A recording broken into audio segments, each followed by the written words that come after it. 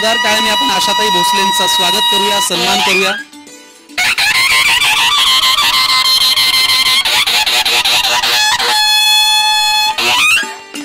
माननीय श्री किरण शांताराम सर यांचंही स्वागत। अशोक सराफ सरांचंही मनापासून स्वागत करूया। जावेद अख्तर साहेबांचंही मनापासून आपण स्वागत करूया। जोरदार टाळ्या वाजत राहायला पाहिजे। ही सगळी मान्यवर मंडळी आज नागराज मंजुळे सर यांनाही विनंती करतो की आपण आसनस्थ व्हा। माननीय श्री विजय दर्डा, श्री भरत दाभोळकर, गिरीश कुबेर सरांना विनंती करतो की आपणही मंचावरती यावं।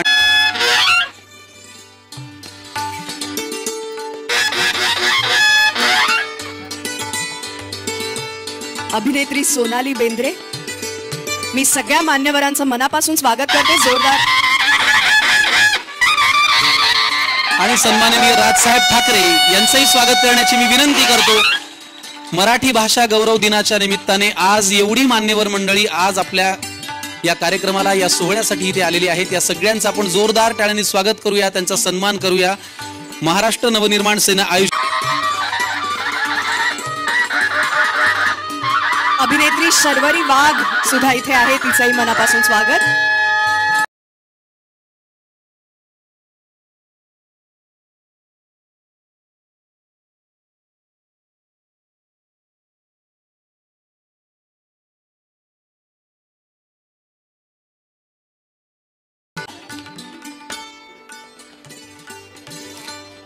श्री अविनाश जाधव यांना विनंती करते की माननीय महेश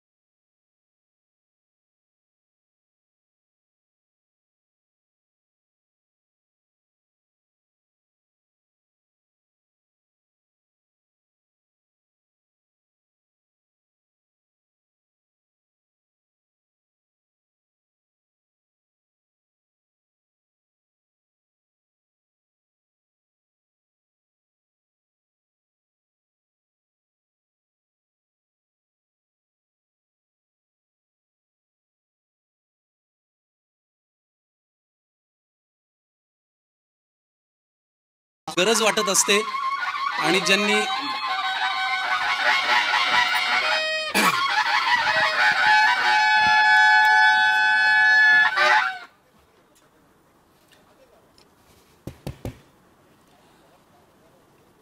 आदरणीय व्यासपीठ आणि माझ्या जमलेल्या सर्व रसिक मराठी बांधवांनो, भगिनींनो आणि मातांनो, मी आज भाषण करणार नाहीये, कारण माझं भाषण गुढीपाडव्याला 30 तारखेला इथे आहेच.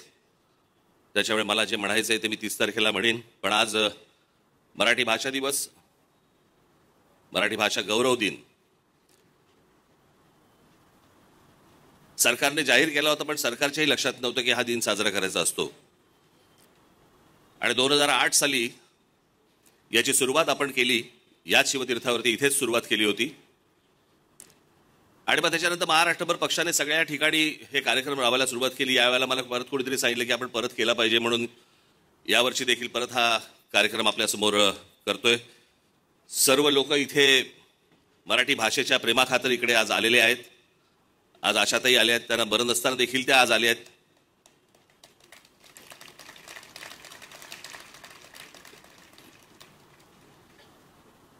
इतर सर्व माझे पत्रकार मित्र, इतर सर्वच, जे तुम्हाला आता काही नावं सांगायची गरज नाही, सगळ्यांना माहिती आहेत.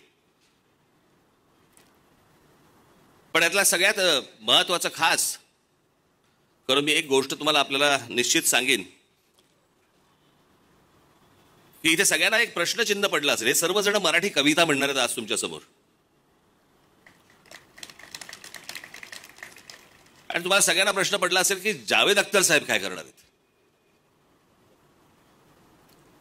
मी तुम्हाला मुद्दामून सांगतो, मी त्यांना बोलवण्याचं सगळ्यात महत्वाचं कारण ते म्हणजे भाषा, मातृभाषा, राज्यभाषा आणि भाषा या विषयावरचं मी त्यांचं एक भाषण एकदा त्यांचं ऐकलं होतं. आणि आपली भाषा टिकवण्यासाठी म्हणून ही भाषा किती महत्वाची असते, ही भाषा कशी टिकवली पाहिजे, कशा प्रकारे टिकवली पाहिजे, यावरचं एक भाषण मी त्यांचं ऐकलं होतं. आणि मी जावेद साहेबांना विनंती केली की म्हटलं सोनारांनी का टोचावे लागतात, आमच्याकडे ॲटनबरोनी दाखवल्यानंतरच आम्हाला गांधी कळला, नाही तर आम्हाला महात्मा गांधी माहितीच नव्हते. आम्हाला माहिती होते, पण या सगळ्या याच्यामध्ये बाहेरून कोणीतरी दुसऱ्या माणसाने येऊन जर आपले समजा कान टोचले तर ते जास्ती लक्षात राहतं. आणि ही मराठी भाषा, ही अभिजात भाषा, ही कशा प्रकारे टिकवली पाहिजे, मराठी माणसं, मराठी साहित्यिक, मराठी प्रेमी सगळे अनेक जण सांगत आले, परंतु एक बाहेरचा माणूस येऊन, बाहेरच्या दुसरी भाषा बोलणारा एक माणूस येऊन आपल्याला सांगतो, आणि तो ही जावेद अख्तर साहेबांसारखा माणूस. मला असं वाटतं की त्यांनी येऊन ही गोष्ट आपल्याला आज ते सांगणार आहेत. आणि ती सगळ्यात महत्वाची गोष्ट आहे. आशाताईंचा मला फोन आला, मला म्हणाल्या, फार सुंदर वाक्य बोलल्या त्या, सहज बोलता बोलता मला म्हणाल्या की इतक्या मोठ्या राज, मला तुम्ही इतकं अडचणीत टाकलंय की इतक्या मोठ्या बागेतून एखादं फुल कसं वेचायचं, कसं निवडायचं. मला इतक्या कविता माहिती आहेत, इतकी गाणी गायलीत मी आजपर्यंत, की याच्यानंतर म्हणे मी एखादी कविता कशी काय म्हणायची, काय करायचं. म्हटलं तुम्ही तिथे या तर. आज इथे अनेक जण, जसे अभिजात जोशी जसे आज इथे मराठी प्रेमासाठी म्हणून आज अमेरिकेतनं आलेत, ते सोनालीजी इथे आल्या, त्या हैदराबादमध्ये होत्या, त्या आज तिथून तिथे आल्यात त्यांचं काम असताना. अनेक लोक या फक्त मराठीच्या प्रेमाखातर इकडे आलेत. आणि आपले संपादक आहेत इथे, विजय दर्डा साहेब आहेत, त्याच्यानंतर तुमचे राजू खांडेकर आहेत, पराग करंदीकर साहेब आहेत, अनेक लोक आले इथे, नागराज मंजुळे आहेत, महेश मांजरेकर आहेत. मला असं वाटतं मी थोडा 1 मिनिट जर उलटा झालो तर मी सगळ्यांची पटकन नावं घेऊ शकीन, पण ही सगळीच मंडळी एका मराठी भाषेच्या प्रेमाखातर आज इकडे आलेली आहेत. कोणाचं नाव राहिलं असेल तर मला माफ करा, मी अगदी थोडक्यात आटपणार आहे, कारण वेळेचं बंधन आहे. प्रत्येकाला कविता म्हणायची आहे, प्रत्येकाला सांगायचं. आशुतोष गोवारीकर इकडे आलेत, त्यांच्या मुलाचं लग्न आहे, सगळं त्या लग्नामध्ये ते अडकलेले आहेत. पण ते मराठी भाषा या गोष्टीसाठी आधी लगीन कोंडाण्याचं, मग रायबाचं, तर त्याच्यामुळे ते त्याच्यानंतर ते कामाला लागतील. ही भाषा टिकवणं, या भाषेसाठी आजपर्यंत पक्ष म्हणून मी, माझे सर्व सहकारी अनेक याच्यासाठी आंदोलनं झाली, अनेक गोष्टी आपण टिकवत आल्या, केल्याही अनेक गोष्टी. ते अर्थात त्या काही गोष्टी सांगायचं हे व्यासपीठ नव्हे, पण भाषा ही खूप महत्वाची आहे, कविता ही खूप महत्वाची आहे. येणाऱ्या पुढच्या पिढ्यांनी आपल्या जुन्या कवींनी काय काय लिहून ठेवलेलं आहे. ते म्हणतात ना, जो न देखे रवी वो देखे कवी. या कवींनी काय काय गोष्टी मांडून ठेवलेल्या आहेत.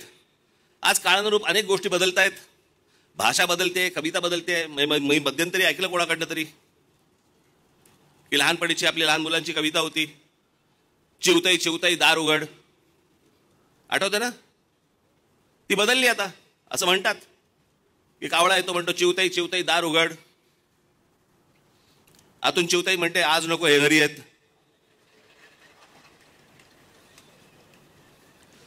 कविता बदलली आता, काय करणार त्याला आपण. आत्ताच्या काळातली चिवताई येते, त्याच्यामुळे या सगळ्या कविता बदलत आल्या. परंतु जे जुन्या आपल्या सगळ्या कवींनी जे लिहून ठेवलं हे खूप महत्वाचं आहे.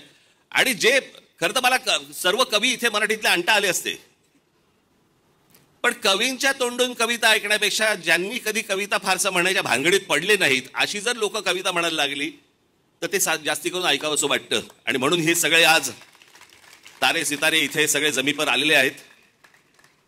मी सर्वांचे मनापासून मी आभार मानतो की आज आपण सगळेजण इकडे आलात.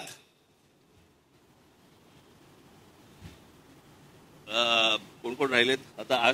अशोक सराफ साहेब राहिले माझे, त्यांना पद्मश्री मिळाली आहे. डायलॉग खूप बोललेत, कविता पहिल्यांदा म्हणणार आहेत.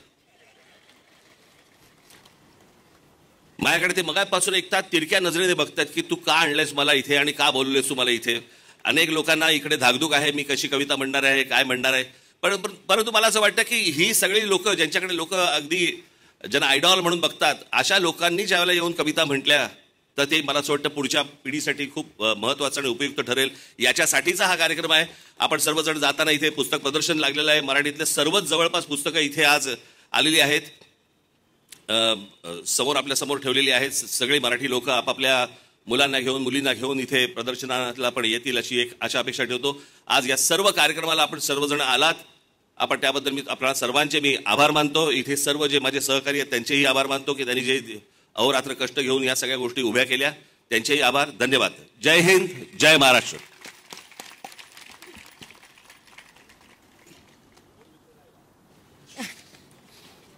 मूळ विषय राहिला. मीच कविता नाही म्हटली तर कसं होईल. ही कविता, याला कविता म्हणायचं, काव्य म्हणायचं, काय म्हणायचं मला कल्पना नाही. आता थोड्या वेळातच मला असं वाटतं इथे रितेश देशमुख येतील.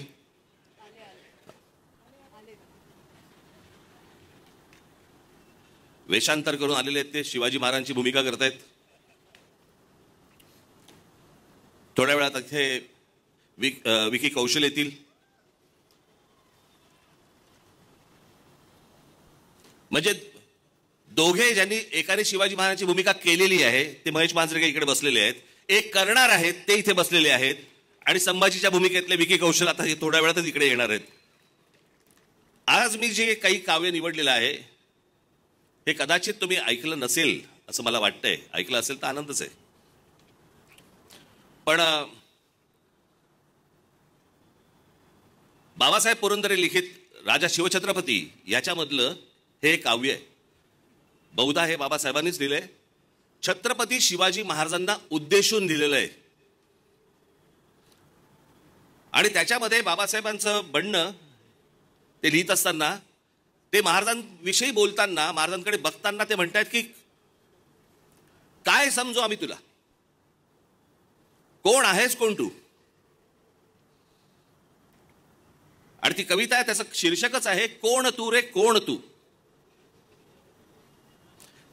मी आपल्यासमोर सादर करतो की कोण तू रे कोण तू, कालिकेचे खडग तू की इंदिरेचे पद्म तू, जानकीचे अश्रू तू की उकळता लाव्हाच तू, खांडवातील आग तू की तांडवातील त्वेष तू, वाल्मिकीचा श्लोक तू की मंत्र गायत्रीच तू, भगीरथाचा पुत्र तू की रघुकुलाचे छत्र तू, मोहिनीची युक्ती तू की नंदिनीची शक्ती तू, अर्जुनाचा नेम तू की गोकुळींचे प्रेम तू, कौटिलाची आण तू की राघवांचा बाण तू, वैदिकाचा घोष तू की नीतीचा उद्घोष तू, शारदेचा शब्द तू की हिमगिरी निशब्द तू, की सतीचे वाण तू व मृत्यूला आव्हान तू, शंकराचा नेत्र तू की भैरवाचे अस्त्र तू, की ध्वजाचा रंग तू वा बुद्धीचा श्रीरंग तू, कर्मयोगी ज्ञान तू की ज्ञानियाचे ध्यान तू, चंडिकेचा क्रोध तू की गौतमाचा बोध तू, तापसीचा वेश तू की अग्नीचा आवेश तू, मय सभेतील शिल्प तू की नवसृष्टीचा संकल्प तू, द्रौपदीची हाक तू प्रलयंकराचा धाक तू, गीतेतला संदेश तू आणि क्रांतीचा आदेश तू, संस्कृतीचा मान तू आणि आमचा अभिमान तू. धन्यवाद.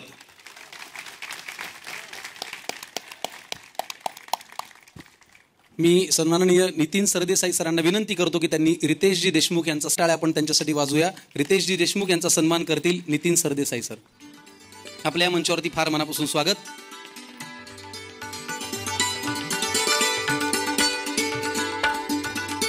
ज्या मान्यवरांकडून आज आपण कविता ऐकणार आहोत अशा एक एक कवितेकडे आपण आता जाऊया. मी परागजी करंदीकर यांना विनंती करतो की आपण व्यासपीठावरती यावं आणि आपली पहिली कविता, ज्यांचा छावा सिनेमा खरं तर छत्रपती संभाजी महाराज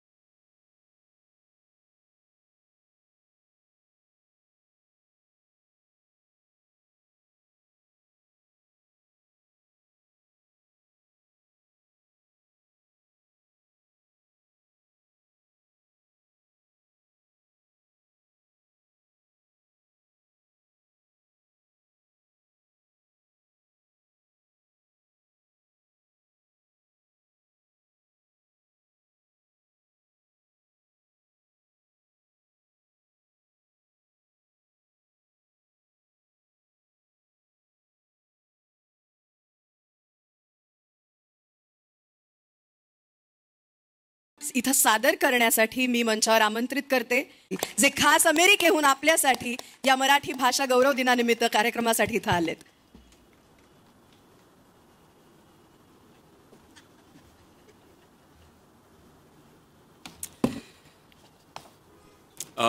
राज sir, thank you very much मनापासून.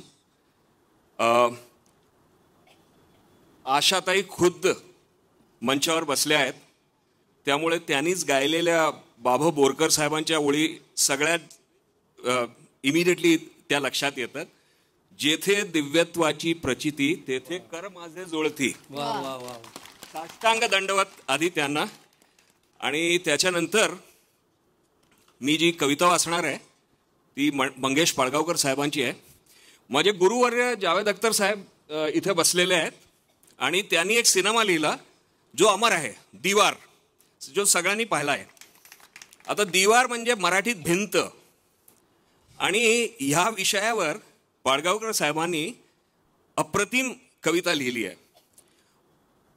आता जी भिंत असते ती वेगवेगळ्या प्रकारची असते. त्या सिनेमात जी भिंत होती ती व्हॅल्यूजची होती. भिंत कधी कधी रूढीची असते, भिंत कधी कधी भीतीची असते. आणि इथे महाराष्ट्रात जी महान मंडळी झाली, जे ग्रेटेस्ट हिरो झाले आपले, त्यांनी ह्या भिंती मोडून टाकल्या. ते त्यांची सगळ्यात मोठं हिरोइझम. पण जे सामान्य माणूस असतो त्याला भिंत कशी भिववते, भिंत त्याची काय स्थिती करते, त्याच्यावरचं हे साटायर आहे. आणि मला फार ही कविता आवडते कारण की त्यात भरपूर शब्द चातुर्य आहे, म्हणजे वर्ड प्ले, पण तिथे अर्थ आणि अर्थाची सघनता आणि खोली ती कधी लुप्त होत नाही. तर बरंच वर्ड प्लेवाले हे काव्य आहे, पण त्याचा अर्थ बघा.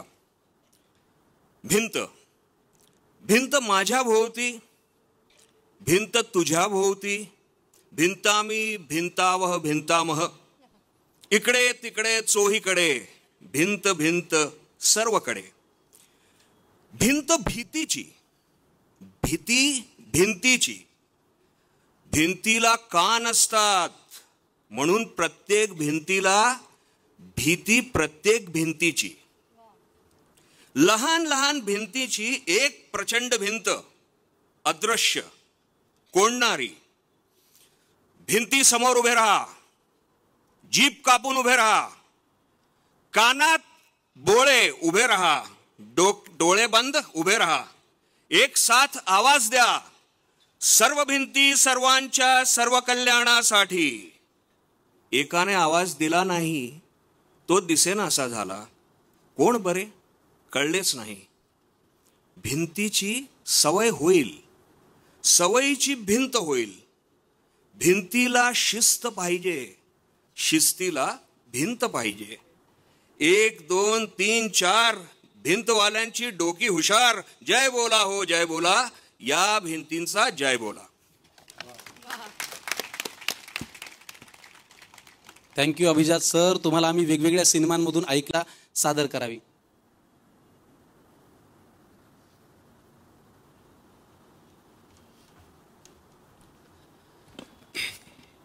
सन्माननीय राजसाहेब, आशाताई, जावेद साहेब आणि इतर सर्व आदरणीय मान्यवर. ॲक्च्युली जेव्हा साहेबांनी मला फोन केला आणि आग्रह केला, ते आग्रह होता की ऑर्डर होती तेच कळलं नाही, पण हक्काची ऑर्डर होती एवढं मात्र नक्की. आणि साहेब म्हणाले माझी इच्छा आहे की तुम्ही कविता म्हणावं, आणि मी म्हटलं मी, आणि साहेब खतखन हसले. मी 2-3 लिहून आणल्या, कारण मला माहीत नाही. मी साहेबांना विचारलं मी कुठली म्हणू, ते म्हणाले तुम्हाला आवडेल ती म्हणा. म्हणून मी 2-3 लिहून आणल्या. म्हटलं याच्यातली दुसऱ्या कोणी म्हटली तर माझा नंबर लागावा. मी एवढ्या मंचावर कविता कधीच वाचली नाही. खरं तर मी कविताच कधी वाचली नाही. कुसुमाग्रजांनी लिहिलेली ही कविता आहे. जेव्हा भारताचं आणि चीनची लढाई चालू होती तेव्हा आपल्या सैनिकांना प्रोत्साहन देण्यासाठी.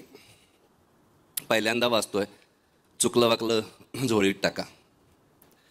बर्फाचे तट पेटून उठले सदन शिवाचे कोसळते, रक्त आपुल्या प्रिय आईचे शुभ्र हिमावर ओघळते. असुरांचे पद भ्रष्ट लागुनी आज सतीचे पुण्य मिळे, अशा घडीला कोण करंटा तटस्थेने दूर पळे. कृतांत ज्वाला त्वेषाची ना कोणाच्या हृदयात जळे, साम मंत्र तो सरे रणाची नौबत आता धडधडते, रणाची नौबत आता धडधडते. सह्यागिरीतील वनराजांनो या कुहुरातून आज पुढे, रक्त हवे जर स्वतंत्रतेला रक्ताचे पडतील सडे. एक हिमालय राखावयास्तव करा हिमालय लक्ष खडे, समरपुराचे वारकरी हो समर देवता बोलविते. खडक काजळी घोटून तुमचे मनगट बाहू घडलेले, कडे कपारी मधील वणवे उरात तुमच्या दडलेले. काबूल कंदाहार पथावर डंके तुमचे झडलेले, शिवतेजाची दीपमाळ पाठीशी आपुल्या पाजळते. कोटी कोटी असतील शरीरे मनगट आमुचे एक असे, कोटी कोटी असतील शरीरे मनगट आमुचे एक असे. कोटी कोटी देहांत आजया एक मनीषा जगत असे. पिवळे जहरी सर्प ठेचणे अन्य मला व्यवधान नसे, पिवळे जहरी सर्प ठेचणे अन्य मला व्यवधान नसे. एक प्रतिज्ञा विजय मिळतो राहील रण हे धगधगते, राहील रण हे धगधगते. वा, मला वाटते साहेब मी बरोबरच बोललो असेल. नागराज, पुढच्या वेळी नक्की तयारी करू येईन. खूप खूप धन्यवाद इथे बोलवल्याबद्दल. खूप खूप धन्यवाद साहेब. Thank you so much. Thank you. Laxman sir, तुम्ही आत्ता म्हणालात ना मी याआधी कविता कधी वाचलेली नाहीये. मगाशी पराग सर पण असंच म्हणाले. सर, आपल्याकडे काय होतं माहिती का, आपण कवितेला एकदम डायरेक्ट फक्त बालभारतीच्या पुस्तकामध्ये आणि संदर्भाचंही स्पष्टीकरणापुरतंच ठेवतो ना, ती तिथनं बाहेरच पडत आहे. पण तुम्हाला एक गंमत सांगते, आमचा वैभव जोशी फार मोठा कवी, तो एक फार छान किस्सा सांगतो की आपल्या सगळ्यांच्या रोजच्या बोलीमध्ये कविता कशी बसलीये. हा म्हणजे एखादी बाई दुसऱ्या बाईला सकाळी अशाच शिळोप्याच्या गप्पा मारायला जेव्हा फोन करते आणि ती तिला म्हणत असते, तुझं काय बाई, तुझं ठीक आहे, तुला सासऱ्याचा कुठे त्रास आहे. हा जनरल वाक्य आहे, पण हे वाक्य खरं तर एक कविता आहे. माहिती का कशी सांगू का? ही शार्दूल विक्रीडित नावाच्या वृत्तातली कविता आहे बघा. तुला काय बाई, तुझे ठीक आहे, तुला सासऱ्याचा कुठे जायचं आहे. इतकी कविता आपल्या सगळ्यांच्या बायकांना बरं जमतं. साहेबांचा फोन आल्यापासून मी 4 दिवस भाषाच विसरलात की काय लिहून कविता काढतोय, वाचतोय, लिहून काढतोय. बायकांना त्याची गरज नाही वाटत मला वाटते. पण साहेबांचा फोन आल्यावर आमच्या सारख्यांना नक्कीच गरज वाटते. आज इतका खूप खूप धन्यवाद. थँक्यू. इतकी छान कविता इथं सादर केल्याबद्दल मनापासून आभार. आणि पुढच्या मान्यवरांना मी इथे आमंत्रित करते. यानंतर आपल्या पुढे ज्यांच्याकडे पाहिल्यावर मला कायम हेच म्हणावंसं वाटतं, ओळखलत का सर मला, कधीतरी सिनेमात काम द्या आणि फक्त लढ म्हणा. बघ संकर्षण, हा सर. तू नाटककार झालास तसे धडे माझ्याकडेच घेतलेस एवढं लक्षात ठेव. मान्य आहे सर. एकतर हा आहे म्हणून आम्हाला कॉम्प्लेक्स आलं. इतक्या कविता म्हणत असतो ना आणि त्यात काही कार्यक्रमही करतो तो. मला माझा आणि कवितेचा फार संबंध नाही, फक्त लहानपणी खूप वेळा कविता कविता म्हणायचो, कारण माझ्या मोठ्या बहिणीचं नाव कविता होतं. आणि राजसाहेब म्हणाले कविता म्हणायची आहे म्हणून कोण नाही म्हणतो. हिंदीत म्हणतात ना, मरता क्या न करता. असं ते मी आपला एक प्रयत्न करतो. स्पृहाने एक नाव घेतलं, वैभव जोशी, खूप गुणी कवी आहे, त्यांची कविता आहे. अभिजात भाषा ही मोहर लखलखली, लाखो करोडो हृदयातून झगमगली. अभिमानाची फुंकर पडता ठिणगी धगधगली. पायवाट ही ध्येय जिद्दीने चाले क्षितिजाकडे, मराठी पाऊल पडते पुढे. हजार वळणे हजार वेशी, झेंडा फडके देश विदेशी. सीमोल्लंघन करण्याची ही परिसीमा झाली. माय मराठी वाजत गाजत दिल्लीला आली. 10 दिशांतून महाराष्ट्राचे दुमदुमले चौघडे, मराठी पाऊल पडते पुढे. यात एक काहीतरी एक टंग ट्विस्टर आहे, अडकलो तर सांभाळून घ्या. मरगळलेली कात टाकुनी, शाई वाहे रक्तामधुनी. सालंकृत देखणी कधीही भाषा रणरागिणी. सळसळणाऱ्या समशेरी सम सळसळती लेखणी. आज तिच्या या एल्गाराचा स्वर गगनाला भिडे, मराठी पाऊल पडते पुढे. धन्यवाद. पण आता इथे आलोच आहे तर मला एक खूप लाईन आहे, ती मला म्हणावीशी वाटते. ती म्हणतो आणि माझी कविता संबोधतो. झटकून टाक ती राख, नव्याने जाग पेटू दे आग मराठी आता. डोळ्यात फुले अंगार भगवा रक्तात, जागू दे आज भवानी माता. ओ राजे जीर जीर, ओ राजे हो जी जी. धन्यवाद.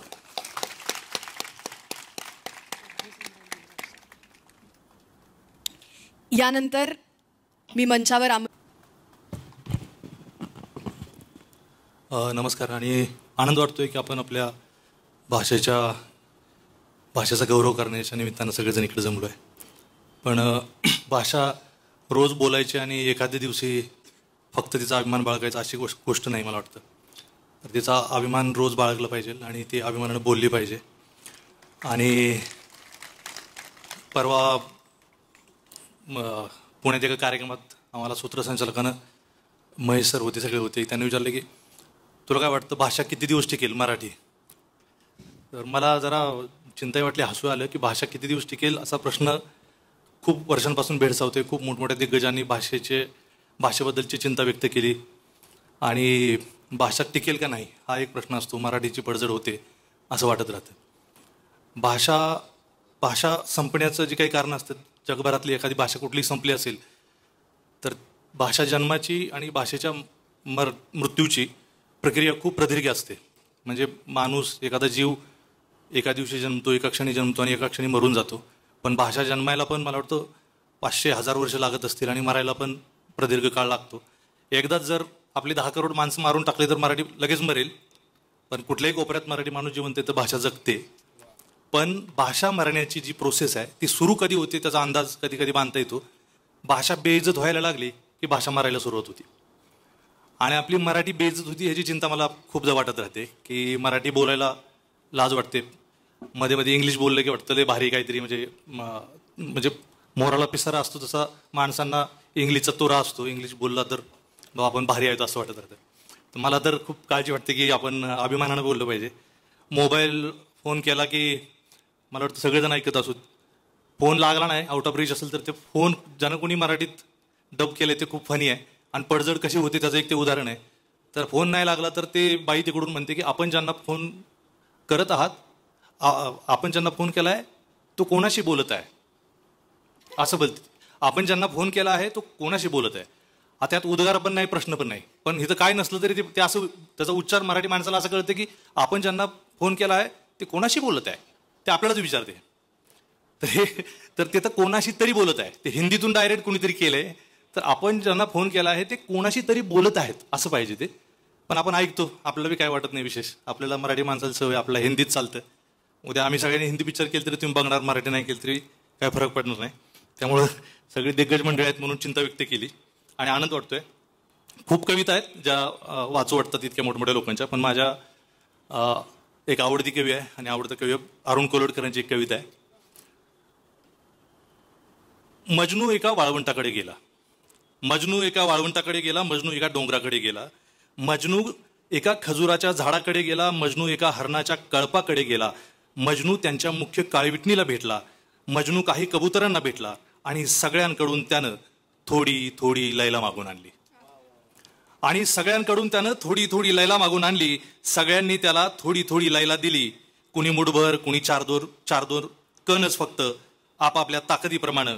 तरी त्याची झोळी रिकामीच राहिली, तरी त्याची झोळी रिकामीच राहिली. काही दिवस मजनू भल्या पहाटे उठून रोज नेमानं अगदी फाटकी चाळण घेऊन एका नदीकडे जायचा आणि अंधाड पडेस्तोवर छाननी करायचा घसरत्या वाळूची, वाहत्या पाण्याची.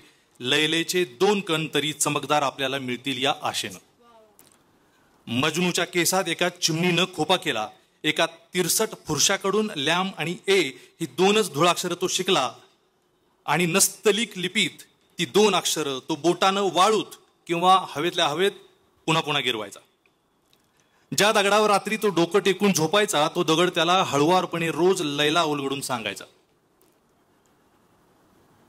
ज्या दगडावर रात्री तो डोकं टेकून झोपायचा तो दगड त्याला हळुवारपणे रोज लैला उलगडून सांगायचा. तो दगड मजनूला शिकवायचा झोपेतल्या झोपेत लैलो उपनिषद. लैलेला लैलेनं भागा किंवा लैलेला लैलेनं गुन्हा, उत्तर मिळतं एकच, लैला. लैलेतून लैला काढून घेतली तर शिल्लक राहते लैला. आणि लैला ही एकच संख्या अशी आहे की जी मजनू अशीही लिहिता येते. तो दगड मजनूला आश्वासन द्यायचा आणि म्हणायचा भेटेल तुला लैला भेटेल, पण केव्हा? लैलेकडे जेव्हा तू पाठ फिरवशील तेव्हा. एक म्हातारा विंचू तिथं जवळपास एका दुसऱ्या दगडाखाली राहायचा, उपास तापास करायचा आणि ईश्वर चिंतनात सर्व काळ मग्न असायचा. त्याला खूप दया यायची मजनूची. आणि एक दिवस त्यानं जी काही थोडी बहुत लैला गुंजभर होती नव्हती त्याच्या नांगीत ती सगळीच्या सगळी देऊन टाकली एका फटक्यात मजनूला. आणि आभार मानायला सुद्धा तिथं न रेंगाळता तो तीर्थयात्रेला निघून गेला.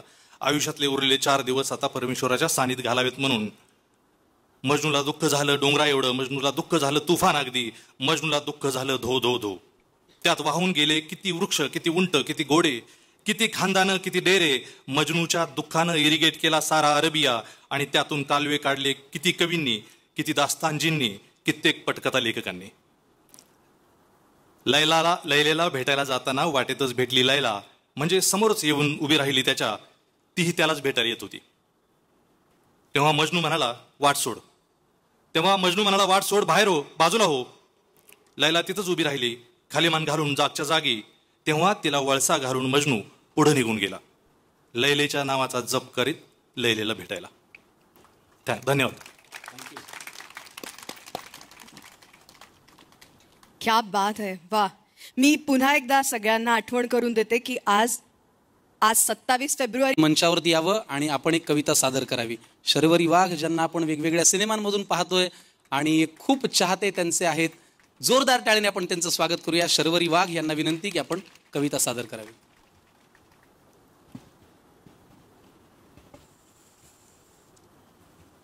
नमस्कार. व्यासपीठ आणि उपस्थित मान्यवरांना सादर प्रणाम. आज मराठी भाषा दिन, आपल्या मायबोलीचा गौरव करण्याचा दिवस. मराठी ही केवळ एक भाषा नाही, तर आपल्या संस्कृती, इतिहास आणि अस्मितेची ओळख आहे. आज जी मी कविता आपल्यासमोर सादर करीत आहे, त्यामागची माझी छोटीशी भावना सांगते. मी लहानाची मोठी शिवाजी पार्कमध्ये झाली.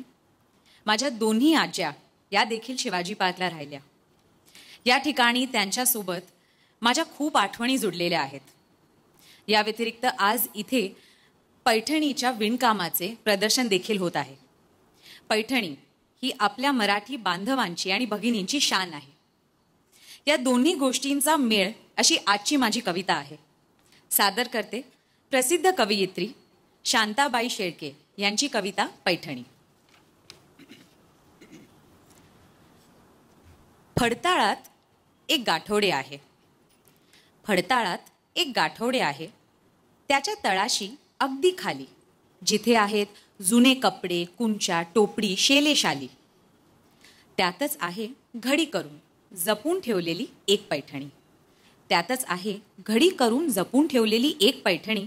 नारळी पदर, जरी चौकडी, रंग तिचा सुंदर धानी. माझी आजी लग्नामध्ये ही पैठणी नेसली होती. माझी आजी लग्नामध्ये ही पैठणी नेसली होती.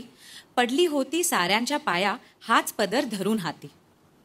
पैठणीच्या अवतीभवती दरवळणारा सूक्ष्म वास. पैठणीच्या अवतीभवती दरवळणारा सूक्ष्म वास. ओळखीची अनोळखीची जाणीव गूढ आहे त्यास. धूप कापूर उदबत्त्यातून जळत गेले किती श्रावण. धूप कापूर उदबत्त्यातून जळत गेले किती श्रावण. पैठणीने या जपले एक तन एक मन. खस हिन्यात माखली बोटे पैठणीला केव्हा पुसली. खस हिन्यात माखली बोटे पैठणीला केव्हा पुसली. शेवंतीची चमेलीची आरास पदरा आडून हसली. वर्षामागून वर्षे गेली संसाराचा सराव झाला.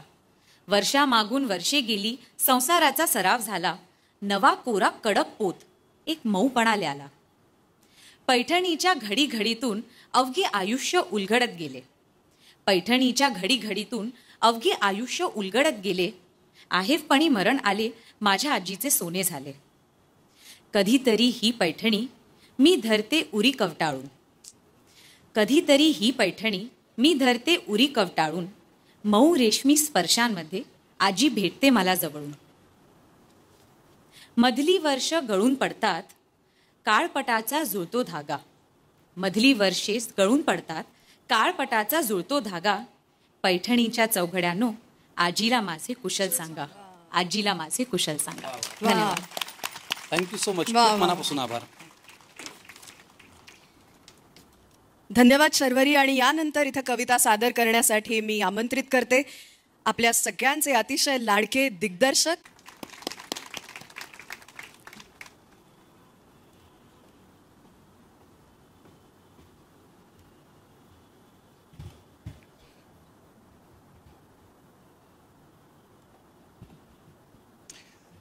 नमस्कार.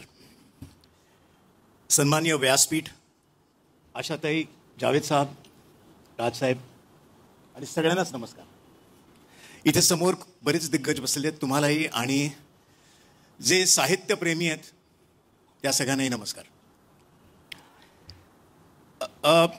मला जेव्हा राजसाहेबांनी फोन केला आणि सांगितलं की कविता सादर करायला ये, माझा पहिला प्रश्न हा होता की किती मिनिटं मिळणार आहेत. ते म्हटलं किती पाहिजेत. म्हटलं मला 10 तरी लागतील, कारण कवितेचा या विश्वाचा व्याप खूप मोठा आहे. तर मला दिले. एक गोष्ट मला फक्त इथे म्हणायची कविता सादर करण्याच्या आधी, कविता नाही पण एक माझं जे भाष्य आहे की अभिजात पुस्तक प्रदर्शन हे मला खूप गरजेचं वाटतं. कारण ऑफकोर्स आपल्याला स्वाईप तर केलंच पाहिजे, पण स्वाईप करता करता आपण खरी पुस्तकं पण चालली पाहिजेत. पुस्तकांचा वास पण आपण घेतला पाहिजे, पानांचा. आणि त्यासाठी मी राजसाहेबांना अगदी मनापासून अभिनंदन करतो त्यांचे की त्यांनी हा उपक्रम हाती घेतला आणि नव्या जनरेशनला ही पुस्तकं वाचण्याचा एक सवय लागावी असा तो एक अटेम्प्ट आहे. बरं, भाषा म्हणजे निरंतर वाहणारी नदी, सगळं काही पोटात घेऊन खळखळ वाहणारी, मोक्यांना बोलतं नि थांबलेल्यांना चालतं करणारी. त्या नदीच्या काठावर एका पायरीवर मी बसलोय. ती संथ वाहतेच आहे, तिचं कसं लक्ष असणार, पण आज तिचा गौरव दिन आहे. तिला शुभेच्छा द्यायला आलोय, तिच्या पायावर माथा टेकायला आलोय. माये ओ माये, झोपलीस की काय? छे, तू झोपलीस तर आमचं काय व्हायचं? सडा सारवणं, दळण कांडण, स्वयंपाक पाणी, धुणी भांडी, जेवणे खावणे, उष्टे खरकटे करून उरलेले 4 घास पोटात ढकलल्यावर ओसरीत आई घडीवर कलंडते, तशी कलंडली असशील, थकली असशील ना ग. मी तुझं लेकरू. सर्वप्रथम माझ्या जिभेला तुझ्या शब्दांचे घोस लागले. क ख ग घ ची बाबा गाडी घेऊन मी चालायला शिकलो. अ आ ई ची पैंजण माझ्या दुडू दुडू पायात छुमछुमली. अडगुलं मडगुलं पासून ते भजन कीर्तन, ओवी, आरती, अभंग, गोंधळ, पोवाडा, गवळणी, लावणी ऐकताना श्रीमंत झाले माझे कान. लाळेत भिजलेल्या माझ्या बोबड्या शब्दांचं कौतुक झालं. मी बोलूच लागलो. बाहेर जाताना येतो म्हणायचं नि फुटलेल्या बांगडीला बांगडी वाढली म्हणायचा रिवाज मला कळू लागला. नि मी मराठी झालो. जगण्याला नाद देणारी तू नदी, शतकांचे सूर्य उगवले मावळले, तू वाहतेच आहेस. माये तुझ्या काठावर लीळाचरित्र आणि ज्ञानेश्वरीचे 2 दीपस्तंभ तेवत आहेत. 2000 वर्षापूर्वी हाल नावाच्या राजाने खेडोपाडी फिरून सर्वसामान्य लोकांकडून कविता गोळा केल्या. त्या लोककवींना मानधन दिले आणि त्या कविता स्वतःच्या नावावर न छापता राजा हाल स्वतः संकलकच राहिला. केवढी ही नैतिकता. त्या संकलित केलेल्या कविता म्हणजे गाथा सप्तशती. बस इथेच तू 2000 वर्ष प्राचीन ठरतेस. आईची जन्मतारीख माहीत नसेल तर चालते, पण जन्म दिलेल्या आईला विसरणं हा कृतज्ञपणाच, जो आजकाल आम्ही करू लागलोय. अरे हो, विसरलोच. मी आज का बरं आलोय तुझ्या काठावर? वाटलं तुझा गौरव करावा, तुझं अभिनंदन करावं. पण कसं करणार तुझं अभिनंदन? झाडाची फुलं तोडून त्याच झाडाला वाहण्यात कसलं आलंय शहाणपण? गंगेचं पाणी गंगेलाच कसं अर्पण करावं? म्हणून मी अभिनंदन करण्यासाठी मराठमोळ्या कणगीतून घेऊन आलोय मुठभर कविता, ज्या कविता वाढलेल्या आहेत तुझ्याच पाण्यावर, आणि एक एक कवितेचा दिवा तुझ्या प्रवाहात सोडीन म्हणतोय. अमृतातही पैजा जिंकून मराठीचा बोलू कौतुके सांगणाऱ्या ज्ञानेश्वरापासून नामदेव, एकनाथ, तुकाराम, रामदास, जनाबाई, गोरा कुंभार, सावतामाळी, नरहरी सोनार, चोखामेळा अशा संतांनी तुझा मळा फुलवला. संस्कृत भाषेच्या दराऱ्यातही आमचे संत एकनाथ ठणकावून विचारत होते, संस्कृत वाणी देवे केली तर प्राकृत काय चोरापासून झाली? राज रोज तुझा टिळा कपाळी लावून मिरवताना आम्ही धन्य होतो. माईबाई, मी सोडलेले कवितेचे दिवे तूच पुढे पुढे नेतेस. प्रकाश हलतोय तेव्हा केशवसुतांचा विशाल दृष्टिकोन बोलतोय. नव्या मनोतील नव्या दमाचा शूर शिपाही आहे, कोण मला वठणीला आणू शकतो ते मी पाहे. ब्राह्मण नाही हिंदूही नाही, न मी एक पंथाचा, तेची पतित कीजे अखडती प्रदेश साकल्याचा. खादाडसे माझी भूक, चतकोराने मला न सुख, कृपातील मी नच मंडूक. मळ्यास माझ्या कुंपण पडणे अगदी न मला सहे, कोण मला वठणीला आणू शकतो ते मी पाहे. बासी मर्ढेकरांनी तर मराठी कवितेचे भावविश्वच हादरून टाकले. मी एक मुंगी, हा एक मुंगी, तो एक मुंगी, तू एक मुंगी, 5 इथल्या 5 फिरंगी, सहस्र जमल्या लक्ष कोटीही, अब्ज अब्ज निगरवी मुंग्या अनंत अगणित साऱ्या जमल्या. किती वारुळी किती लफंग्या या नच मुंग्या हीच माणसं. या महानगरीय गोंगाटात बालकवींचा निसर्ग मात्र आल्हाददायक बनून आला. ऐल तटावर पैल तटावर हिरवाळी घेऊन निळा सावळा झरा वाहतो बेटा बेटातून. 4 घरांचे गाव चिमुकले पैल टेकडीकडे. शेतमळ्यांची दाट लागली हिरवी गर्दी पुढे. पायवाट पांढरी तयातुनी अडवी तडवी पडे. हिरव्या कुरणांमधून चालली काळ्या डोहाकडे. झाकोडणी जळ गोड काळीमा पसरी लाटांवर. पाय टाकून जळात बसला असला औदुंबर. कायम आभाळासारखे भरून येणारे पोएट बोरकर, त्यांचे शब्द तर ओले चिंब होऊन थिरकणारे आहेत. सरीवर सरी आल्या ग सचैल गोपी न्हाल्या ग. गोपी झाल्या भिजून चिंब थरथर कापती कदंब निंब. घना मनातून टाळ मृदंग तनूत वाजवी चाळ अनंग. पाने पिटती टाळ्या ग सरीवर सरी आल्या ग. स्वातंत्र्यवीर सावरकरांची जहाल देशभक्ती त्यांच्या शब्दात उतरली. जयोस्तुते श्री महन मंगले शिवास्पदे शुभदे. स्वतंत्रते भगवती त्वामह शशोयुता वंदे. राष्ट्राचे चैतन्य मूर्त तू नीती संपदांची. स्वतंत्रते भगवती श्रीमती राज्ञी तू त्यांची. हे अधम्म रक्तरंजिते सुमन पूजिते. श्री स्वतंत्रते श्री स्वतंत्रते श्री स्वतंत्रे. रूढ अर्थाने निरक्षर पण जगण्याची सजग शहाणी शब्दात पेरणारी कवयित्री म्हणजे बहिणाबाई चौधरी. मन वढाय वढाय उभ्या पिकातलं ढोर. किती हाकला हाकला फिरी येत पिकांवर. मन लहरी लहरी त्याले हाते धरी कोण. उंडारलं उंडारलं जसं वारा वाहदान. मन जयहरी जयहरी याचं न्यार रे तंतर. अरे इचू साप बरा त्याला उतारे मंतर. बरं, हा दिवा जरा अवखळ आहे, हास्य पेरणार आहे, प्रेमाचा गुलकंद वाटणार आहे, कृतक कवितेची टर उडवणार आहे. अर्थात झेंडूची फुले उधळणारे केशव कुमार. गाडीतून जाई मुंबईला नवीन जोडपे. बोगदा तो आला गुडुप्प अंधार घाबरली बाला. घट्ट मिठी मारे आणि शेजाऱ्याला. त्यांच्या चोरट्या प्रेमाचा पत्ता कोणाला नव्हता. एका पोरट्याने केला साऱ्या जगात बोबाटा. जिन्यावर अंधारात घाईने ती आत गेली. केस चुंबायला गेलो आले गंगावन हाती. माये, तुला वाहण्यासाठी आणलेल्या मुठीतल्या कविता सरत आल्यात, पण साठा अजून एक ओळीनही हल्ला नाहीये. मर्यादा कवितांची नाहीये, माझ्या मुठीची आहे. शांताबाई शेळकेंनी रंगवलेला मराठमोळा प्रतिभाव अस्सल आणि जरतारी आहे. उभ्या चढाचा अवघड घाट. घाटाला पायऱ्या 360. वळत चालली वाकडी वाट. डचमळ डचमळ करतय पाणी. दुडीची खेप मी नेऊ कशी. भरल्या बाजारी मी जाऊ कशी. मोत्यांची चुंबळ सोन्याचा माठ. भरलंय पाणी काठोकाठ. अवती भवती गर्दी दाट. मी तर गर्दी भ्यायले पुरती. जपून मला मी ठेवू कशी. भरल्या बाजारी जाऊ कशी.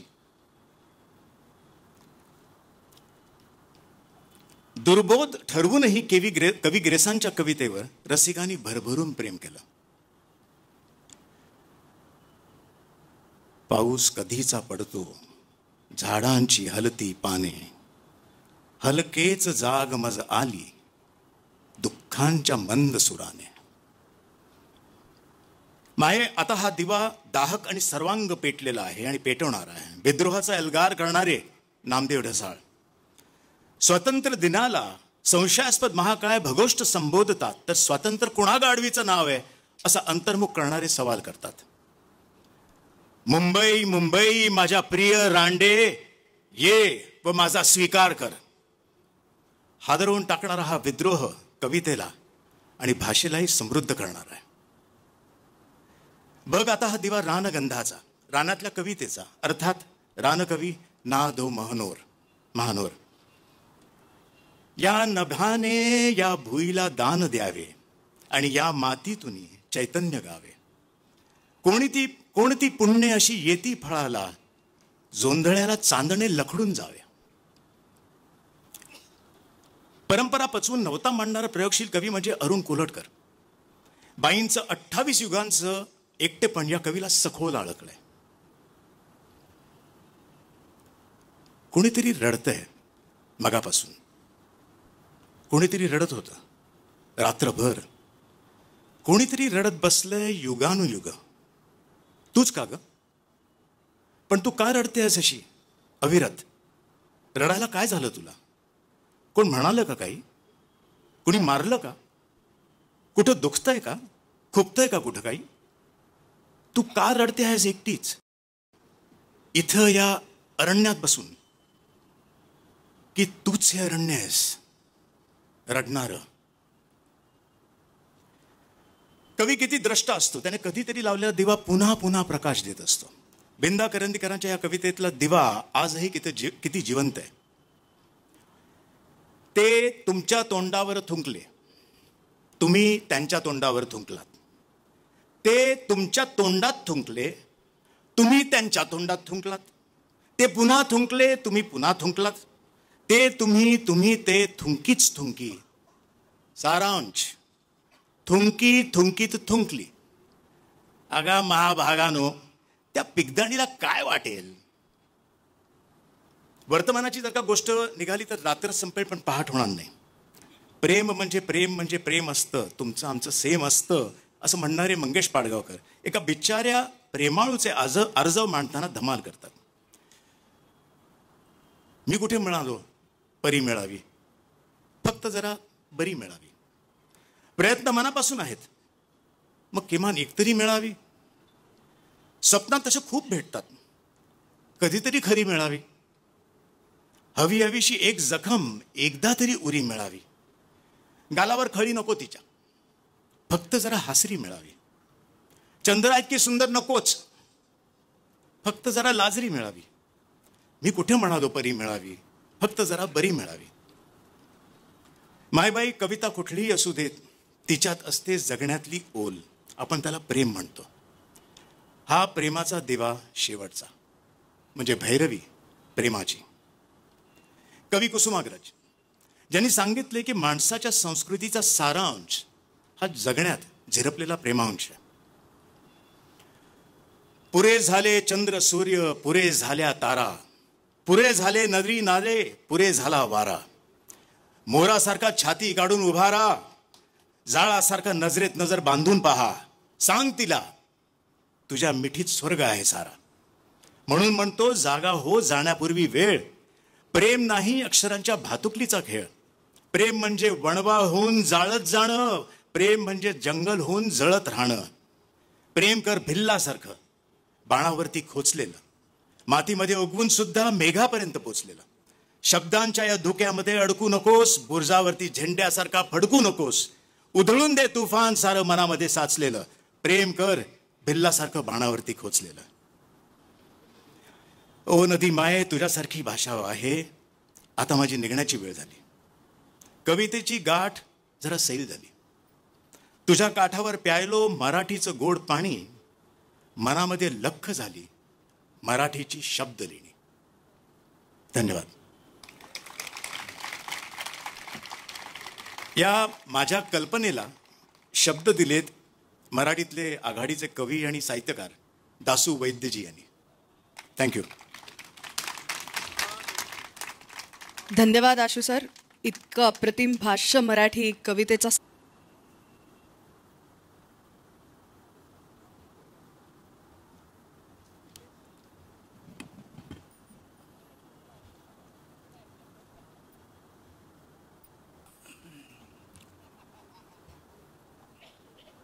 नमस्कार.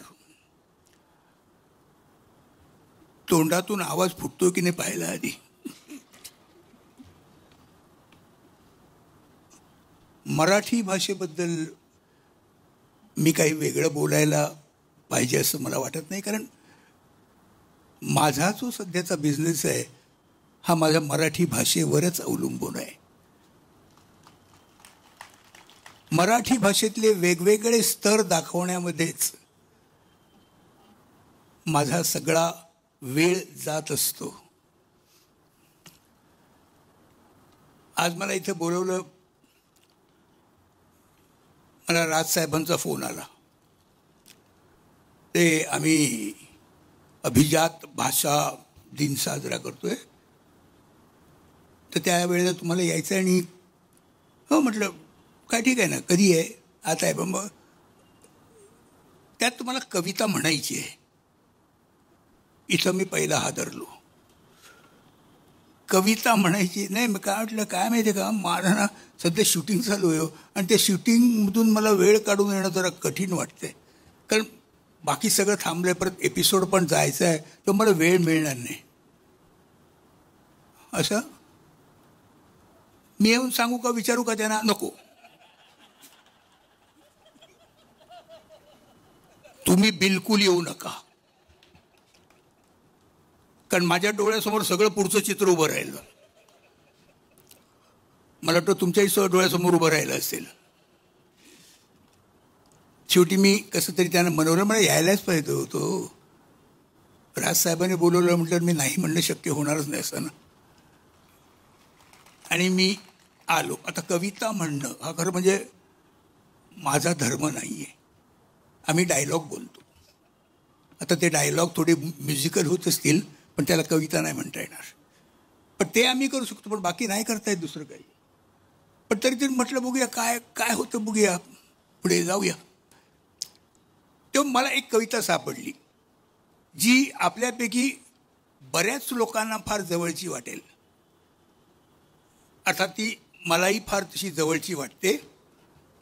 आपल्या हे आपण जे लोक बसला त्याच्यातले एक सोडून किंवा दोन सोडून एक माणूस तरी तसा असेल असं मला वाटतं त्या कवितेमध्ये. तर मी तुम्हाला ती म्हणून दाखवतो.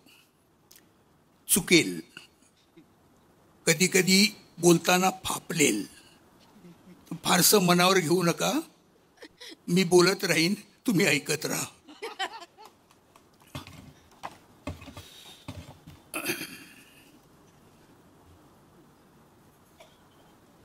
विदूषकी हा माझा धंदा आहे. आहे ना, रिलेटेड आहे ना माझ्याशी. विदूषकी हा माझा धंदा आहे, रुपया अगदी चोख बंदा आहे. धंदा हा शब्द काही तुम्हाला रुचला नाही. तुम्हाला वाटलं असेल मला दुसरा काही सुचला नाही. व्यवसाय, हो व्यवसाय हाच शब्द तुम्हाला बरा वाटतो, प्रतिष्ठेच्या दृष्टीने खरा वाटतो. संस्कृत कपडे घातलेला सुसंस्कृत माणूस वाटतो. व्यवसाय इथे माझा निरूप आहे. माझं आणि संस्कृतचं मुळातच वाकडं होतं. देवाला घातलेलं मी ते साकडं होतं. संस्कृत या शब्दाचा उच्चारातच मी मुळात मार खायचो. नटबोल्ट स्क्रू यामधला स्क्रू सारखा संस्कृतमधला मी स्क्रू उच्चारायचो.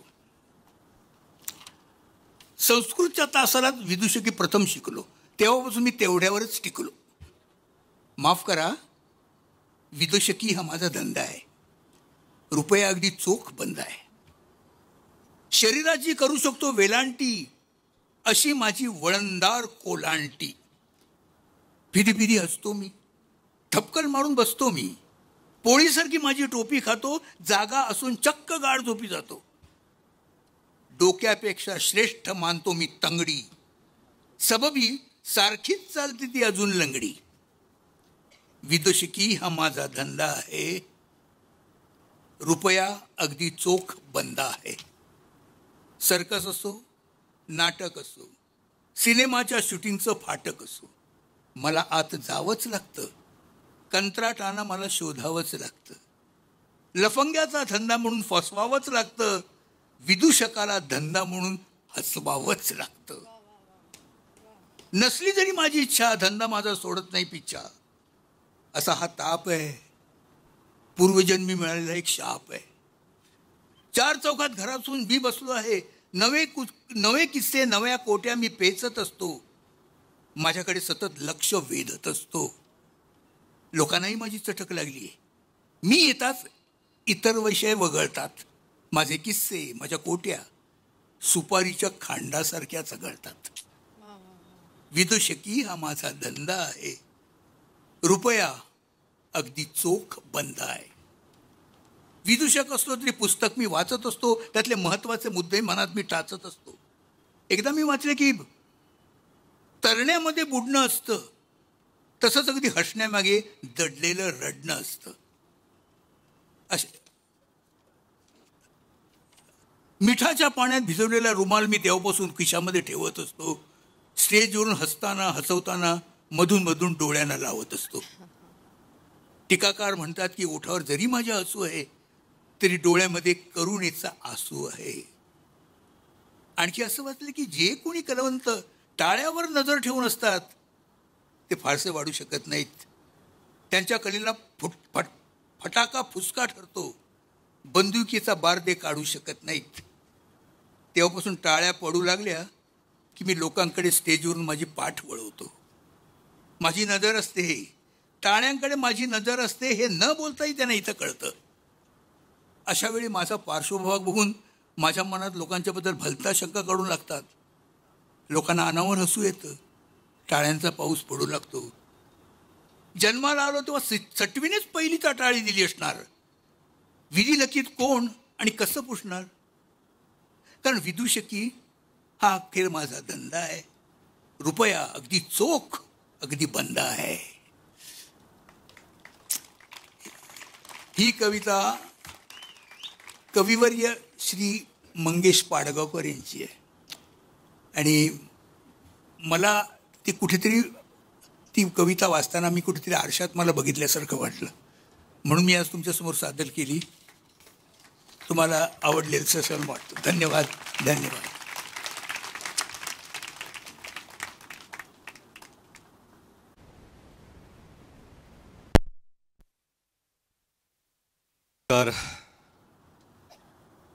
मराठी भाषा गौरव दिनानिमित्त सर्वांना शुभेच्छा. आणि त्यानिमित्ताने इथं हा आगळा वेगळा कार्यक्रम आयोजित केला. राजजी हे माझे अत्यंत जवळचे मित्र आहेत आणि ते विचारत नाहीत, ते सांगतात. हा त्यांचा मैत्रीचा एक उत्तम गुण आहे. म्हणून त्यांच्या सांगण्यावरून आज आम्ही सगळे मित्र त्यांच्यासाठी इथे उपस्थित आहोत. खरं म्हणजे ह्या स्टेजवरती, ह्या मंचावरती एवढे मान्यवर आहेत. माझी जागा तिथं नाहीच आहे, माझी जागा इथं असली पाहिजे होती. पण मला हा मान दिल्याबद्दल राजजी मी आपला अत्यंत अत्यंत आभारी आहे. आदरणीय व्यासपीठ, आदरणीय आशाताई, आदरणीय जावेद साहेब, आदरणीय राज साहेब आणि इतर सर्व मंडळी, खरं म्हणजे कविता म्हणायचा आणि माझा असं काहीही संबंध नाही आहे. तरी पण मी प्रयत्न करणार आहे. अशोक मामांचं झाल्यानंतर आता मी काय म्हणू याच्यावरती आणि कसं म्हणू, काय म्हणू हे मी ठरवून आलो आहे, पण कसं म्हणू ह्याच्यावरती प्रश्नचिन्हच आहे. सगळेजणच म्हणाले की 4 दिवसापूर्वी 5 दिवसापूर्वीच आम्हाला कळलं की इथे कविता म्हणायची आहे. पण मी आशूंचं ऐकलं, अतिशय उत्तम आशू. पण राजजींना मला विचारायचं की खरंच ह्यांना पण 4 दिवस सांगितले होते का, हा प्रश्न मला पडलेला आहे. का तुम्हाला गेल्या वर्षी सांगितलं होतं? कुठल्याही गोष्टीत एवढी तयारी करून येतात ते, म्हणजे खरंच ही अत्यंत चांगली गोष्ट यांच्याकडून शिकण्यासारखी आहे. आणि मी जी आज इथे कविता सादर करणार आहे ते माझे मित्र वैभव जोशी, आपण म्हणायचं त्यांची एक कविता आहे. त्या कवितेचं नाव आहे जय हे. आपण सर्वच चित्रपट पाहायला जातो आणि चित्रपट पाहताना पडद्यावरती राष्ट्रगीत सुरू झाल्यावर काय होतं त्याबद्दल ही कविता आहे. पडद्यावर राष्ट्रगीत दिसते, उभे राहतो आम्ही. कुणी सुरुवातीला उठतो, कुणी हळूहळू सावरतो. सावधान समजत नाही, विश्राम आठवत नाही. मग लाजत लाजत आम्ही पुटपुटतो काही ओळी. व्हायब्रेटवर थरथरतो मोबाईल त्याच वेळी. कुणी आर्त मनाने गातो, आवाज वाढवतो थोडा. कुणी आर्त मनाने गातो, आवाज वाढवतो थोडा. वळतात शेकडो माना, हा कोण असावा वेडा. वळतात शेकडो माना, हा कोण असावा वेडा. जो सच्चा असतो त्याला वेड्यात काढतो आम्ही. जो सच्चा असतो त्याला वेड्यात काढतो आम्ही. तो मुक होऊन जातो, मग पुढे पाहतो आम्ही. तो मुक होऊन जातो, मग पुढे पाहतो आम्ही. हे सिंध कुठे आहे हो, उत्कल की उच्कल बंगा. आधी यमुना येते ना, का विंध्य हिमाचल गंगा. कोणी लिहिले आहे हो, बायको विचारत असते. कोणी लिहिले आहे हो, बायको विचारत असते. ताज्या वेफरचे पाकिट हातात कुरकुरत असते. उत्सुकता पूर्ण शिगेला, पिक्चरची वेळा आली. उत्सुकता पूर्ण शिगेला, पिक्चरची वेळा आली. जय हे होताच पटापट, बसतो आम्हीही खाली. छोटासा मुलगा कोणी म्हणतो आपल्या बापाला. छोटासा मुलगा कोणी म्हणतो आपल्या बापाला. ही ऍड कशाची होती, विकले कोणी कोणाला. छोटासा मुलगा कोणी म्हणतो आपल्या बापाला. ही ऍड कशाची होती, विकले कोणी कोणाला. कुरवाळत म्हणतो डॅडी. कुरवाळत म्हणतो डॅडी, माय पुअर इनोसेंट एंजल. कुरवाळत म्हणतो डॅडी, माय पुअर इनोसेंट एंजल. अँथम म्हणतात ह्याला, अँथम म्हणतात ह्याला, पण ही भारतवाली जिंगल. अँथम म्हणतात ह्याला, पण ही भारतवाली जिंगल.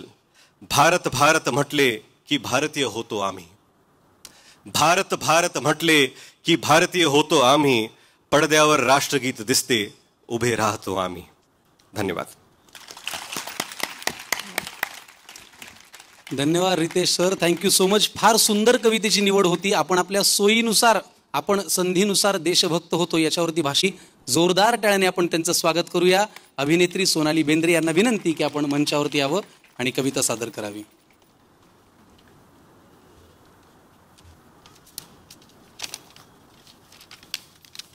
खूप मनापासून तुमचं स्वागत. नमस्कार. इथे उपस्थित सर्व मान्यवरांना माझा सप्रेम नमस्कार.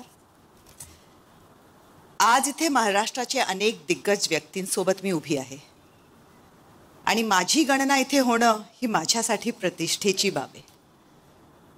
पण सुरुवातीलाच एक कबुली. मी स्वतःला अस्सल महाराष्ट्रीयन म्हणायला थोडीशी संकोचते, कारण माझा जन्म जरी बेंद्र्यांची सोनाली म्हणून झाला असेल तरी माझे वडील कायम महाराष्ट्राबाहेर पोस्टिंगवर असल्यामुळे माझं संपूर्ण बालपण भारतभर फिरण्यामध्ये गेलं. आम्ही इतक्या वेळा घरं बदलली की घरचा पत्ता लिहिण्याच्या आधी आम्ही पुढच्या शिफ्टिंगचा विचार करायचो. पण ह्या सगळ्यामध्ये एक गोष्टीत मात्र कोणतीही तडजोड नव्हती, आमच्या घरातला मराठी बाणा. कुठेही राहिलो, कितीही भाषा शिकल्या, कुठल्याही वेगवेगळ्या भाषेचे मित्रमैत्रिणी केल्या, तरी आमच्या घरात मात्र मराठीच बोललं जायचं. त्यामुळे 100% महाराष्ट्रीयन म्हणू शकत नसले तरी मराठी ही माझ्यासाठी घर आहे. सुरक्षित, उबदार असं घर. आता प्रामाणिकपणे सांगायचं तर लहानपणी मराठी साहित्याशी सुद्धा फारशी गोडी लागली नाही. मग नंतर हिंदी चित्रपटात आली आणि तिथेही मराठी लेखन वाचन कमीच झालं. तरीही काही गोष्टी मनाच्या तळाशी घट्ट रुजून बसतात. विंदा करंदीकरांची देणाऱ्यांनी घेत जावे ही कविता त्यापैकी एक आहे. ही कविता म्हणजे फक्त शब्द नाहीत, ती एक मनाची अवस्था आहे, जगण्याचं एक दृष्टिकोन आहे. आणि जसं जसं आयुष्य समृद्ध होत जातं तसं तसं ह्या कवितेचे वेगवेगळे पदर उलगडत जातात.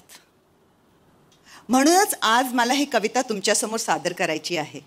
आणि मला खात्री आहे हे शब्द तुमच्या हृदयात नक्कीच घर करतील. घेता, कवी विंदा करंदीकर.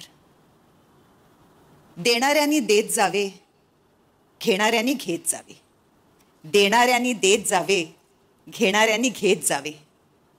हिरव्या पिवळ्या माळावरून हिरवी पिवळी शाल घ्यावी.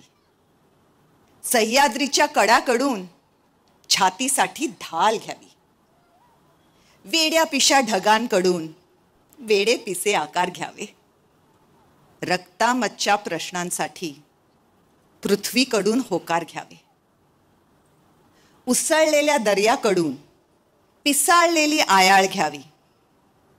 भरलेल्याशा भीमेकडून तुकोबांची माळ घ्यावी. देणाऱ्यांनी देत जावे, घेणाऱ्यांनी घेत जावे.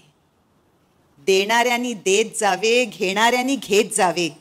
घेता घेता एक दिवस देणाऱ्याचे हात घ्यावे. खूप मनापासून तुमचे आभार. आणि आता एक असं नाव ज्यांच्या लोकप्रियतेला, ज्यांच्या विचारांना, ज्यांच्या बुद्धिमत्तेला कुठल्याही भाषेचं, जातीचं, देशाचं बंधन नाही. आपल्या जन्माच्याही आधीपासून ज्यांनी लिहिले. साहेब, मी अनेक नटांचे इंटरव्ह्यूज ऐकतो, पाहतो, त्याची पारायण करतो, तितके मी त्यांचे व्हिडिओज पाहतो, मला ते अत्यंत आवडतात. त्यांचं मध्यंतरी एक वाक्य मला खूप आवडलं की तुम्हाला भावनांचा बंगला जर फार मोठा बांधायचा असेल तर शब्दांच्या विटांचा संग्रह खूप करून ठेवा, असं म्हणणारे जावेद अख्तर साहेब, मी यांना विनंती करतो की आपण मंचावरती यावं आणि आपले विचार मांडावे. मंच पे बैठे बुद्धिजीवियों, आदरणीय देवियों, सज्जनों, मैं इस मंच पे बैठा बहुत देर से सोच रहा था कि मैं यहाँ क्यों बैठा. मैं हिंदी जानता हूँ, उर्दू जानता हूँ, मराठी जानता हूँ, इस मंच पे इतनी देर से क्यों बैठा. फिर मुझे ध्यान आया कि आजकल बहुत से लोग बहुत सी जगहों पे बैठे हैं जहाँ उन्हें नहीं बैठा होना चाहिए था, तो एक मैं भी सही. तो मैं पहले तो धन्यवाद करूंगा अपने बहुत पुराने और बहुत अच्छे दोस्त आशुतोष जी का. उन्होंने बहुत सारी ऐसी बातें कह दी जो मैं कहना चाह रहा था, और अच्छा है कि उन्होंने कहा, इसलिए कि उन्होंने जितनी अच्छी तरह कहा शायद मैं न कह पाता.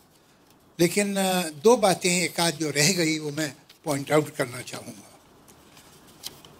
मुझे बड़ी हैरत होती है जब एक आम महाराष्ट्रियन नहीं जानता कि उसका धरोहर क्या है. ये मामूली धरोहर नहीं है, ये नहीं है कि हर जगह ऐसा मिल जाता है. आप देखिए मुक्ताबाई, जनाबाई, बहनाबाई जिनका जिक्र किया है इन्होंने, ये उस वक्त एक माननीय, आदरणीय, एक सुपरस्टार पोएटेस थी कि जब यूरोप में कोई औरत अगर लिखती थी तो उसे एक मर्द का नाम देना पड़ता था. ये यहाँ पॉसिबल था. इवन नॉर्थ इंडिया में भी बहुत जगह सिर्फ जो कोडजाज हैं वो तो शायरी वारी कर लेती थी, शरीफ औरतों का ये काम नहीं समझा जाता था. ये लिबरेशन, ये एम्पावरमेंट औरत का यहाँ था.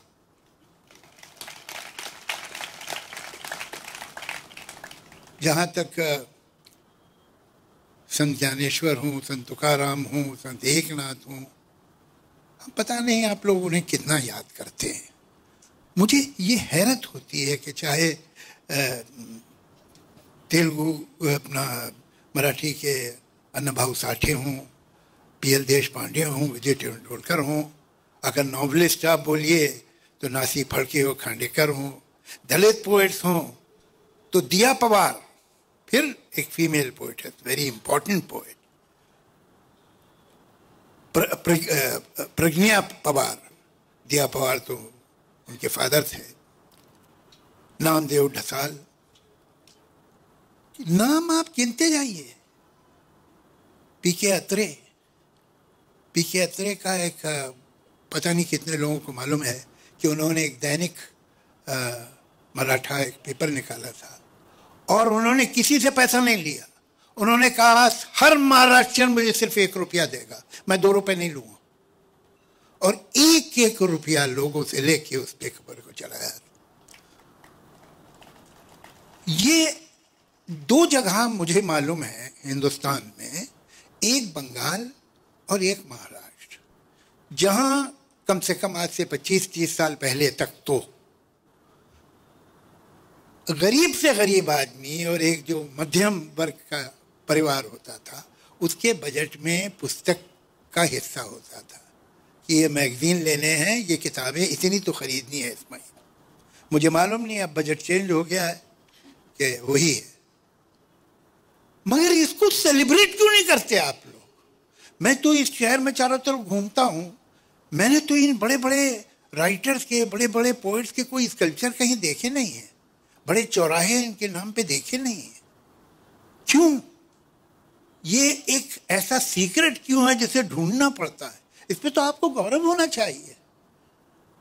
मगर कोई वजह है कि कुछ इस मामले में आप बहुत अंडर प्ले करते हैं। ये बात ठीक नहीं है। हम तो होना ये चाहिए कि अगर आदमी मुंबई के एक कोने से दूसरे कोने जा रहा है तो हर चौहे पे बड़े कलाकार का, बड़े बड़े संगीतकार हो। हमारे संगीत में महाराष्ट्र का क्या कंट्रीब्यूशन, स्पोर्ट्स में महाराष्ट्र का क्या कंट्रीब्यूशन है, साहित्य में महाराष्ट्र का क्या कंट्रीब्यूशन, और देश में आने वाले नए विचार। गेट वे ऑफ इंडिया सिर्फ वहाँ नहीं है ताज में के सामने, ये मुंबई जो है, ये महाराष्ट्र जो है, ये गेट वे ऑफ इंडिया है।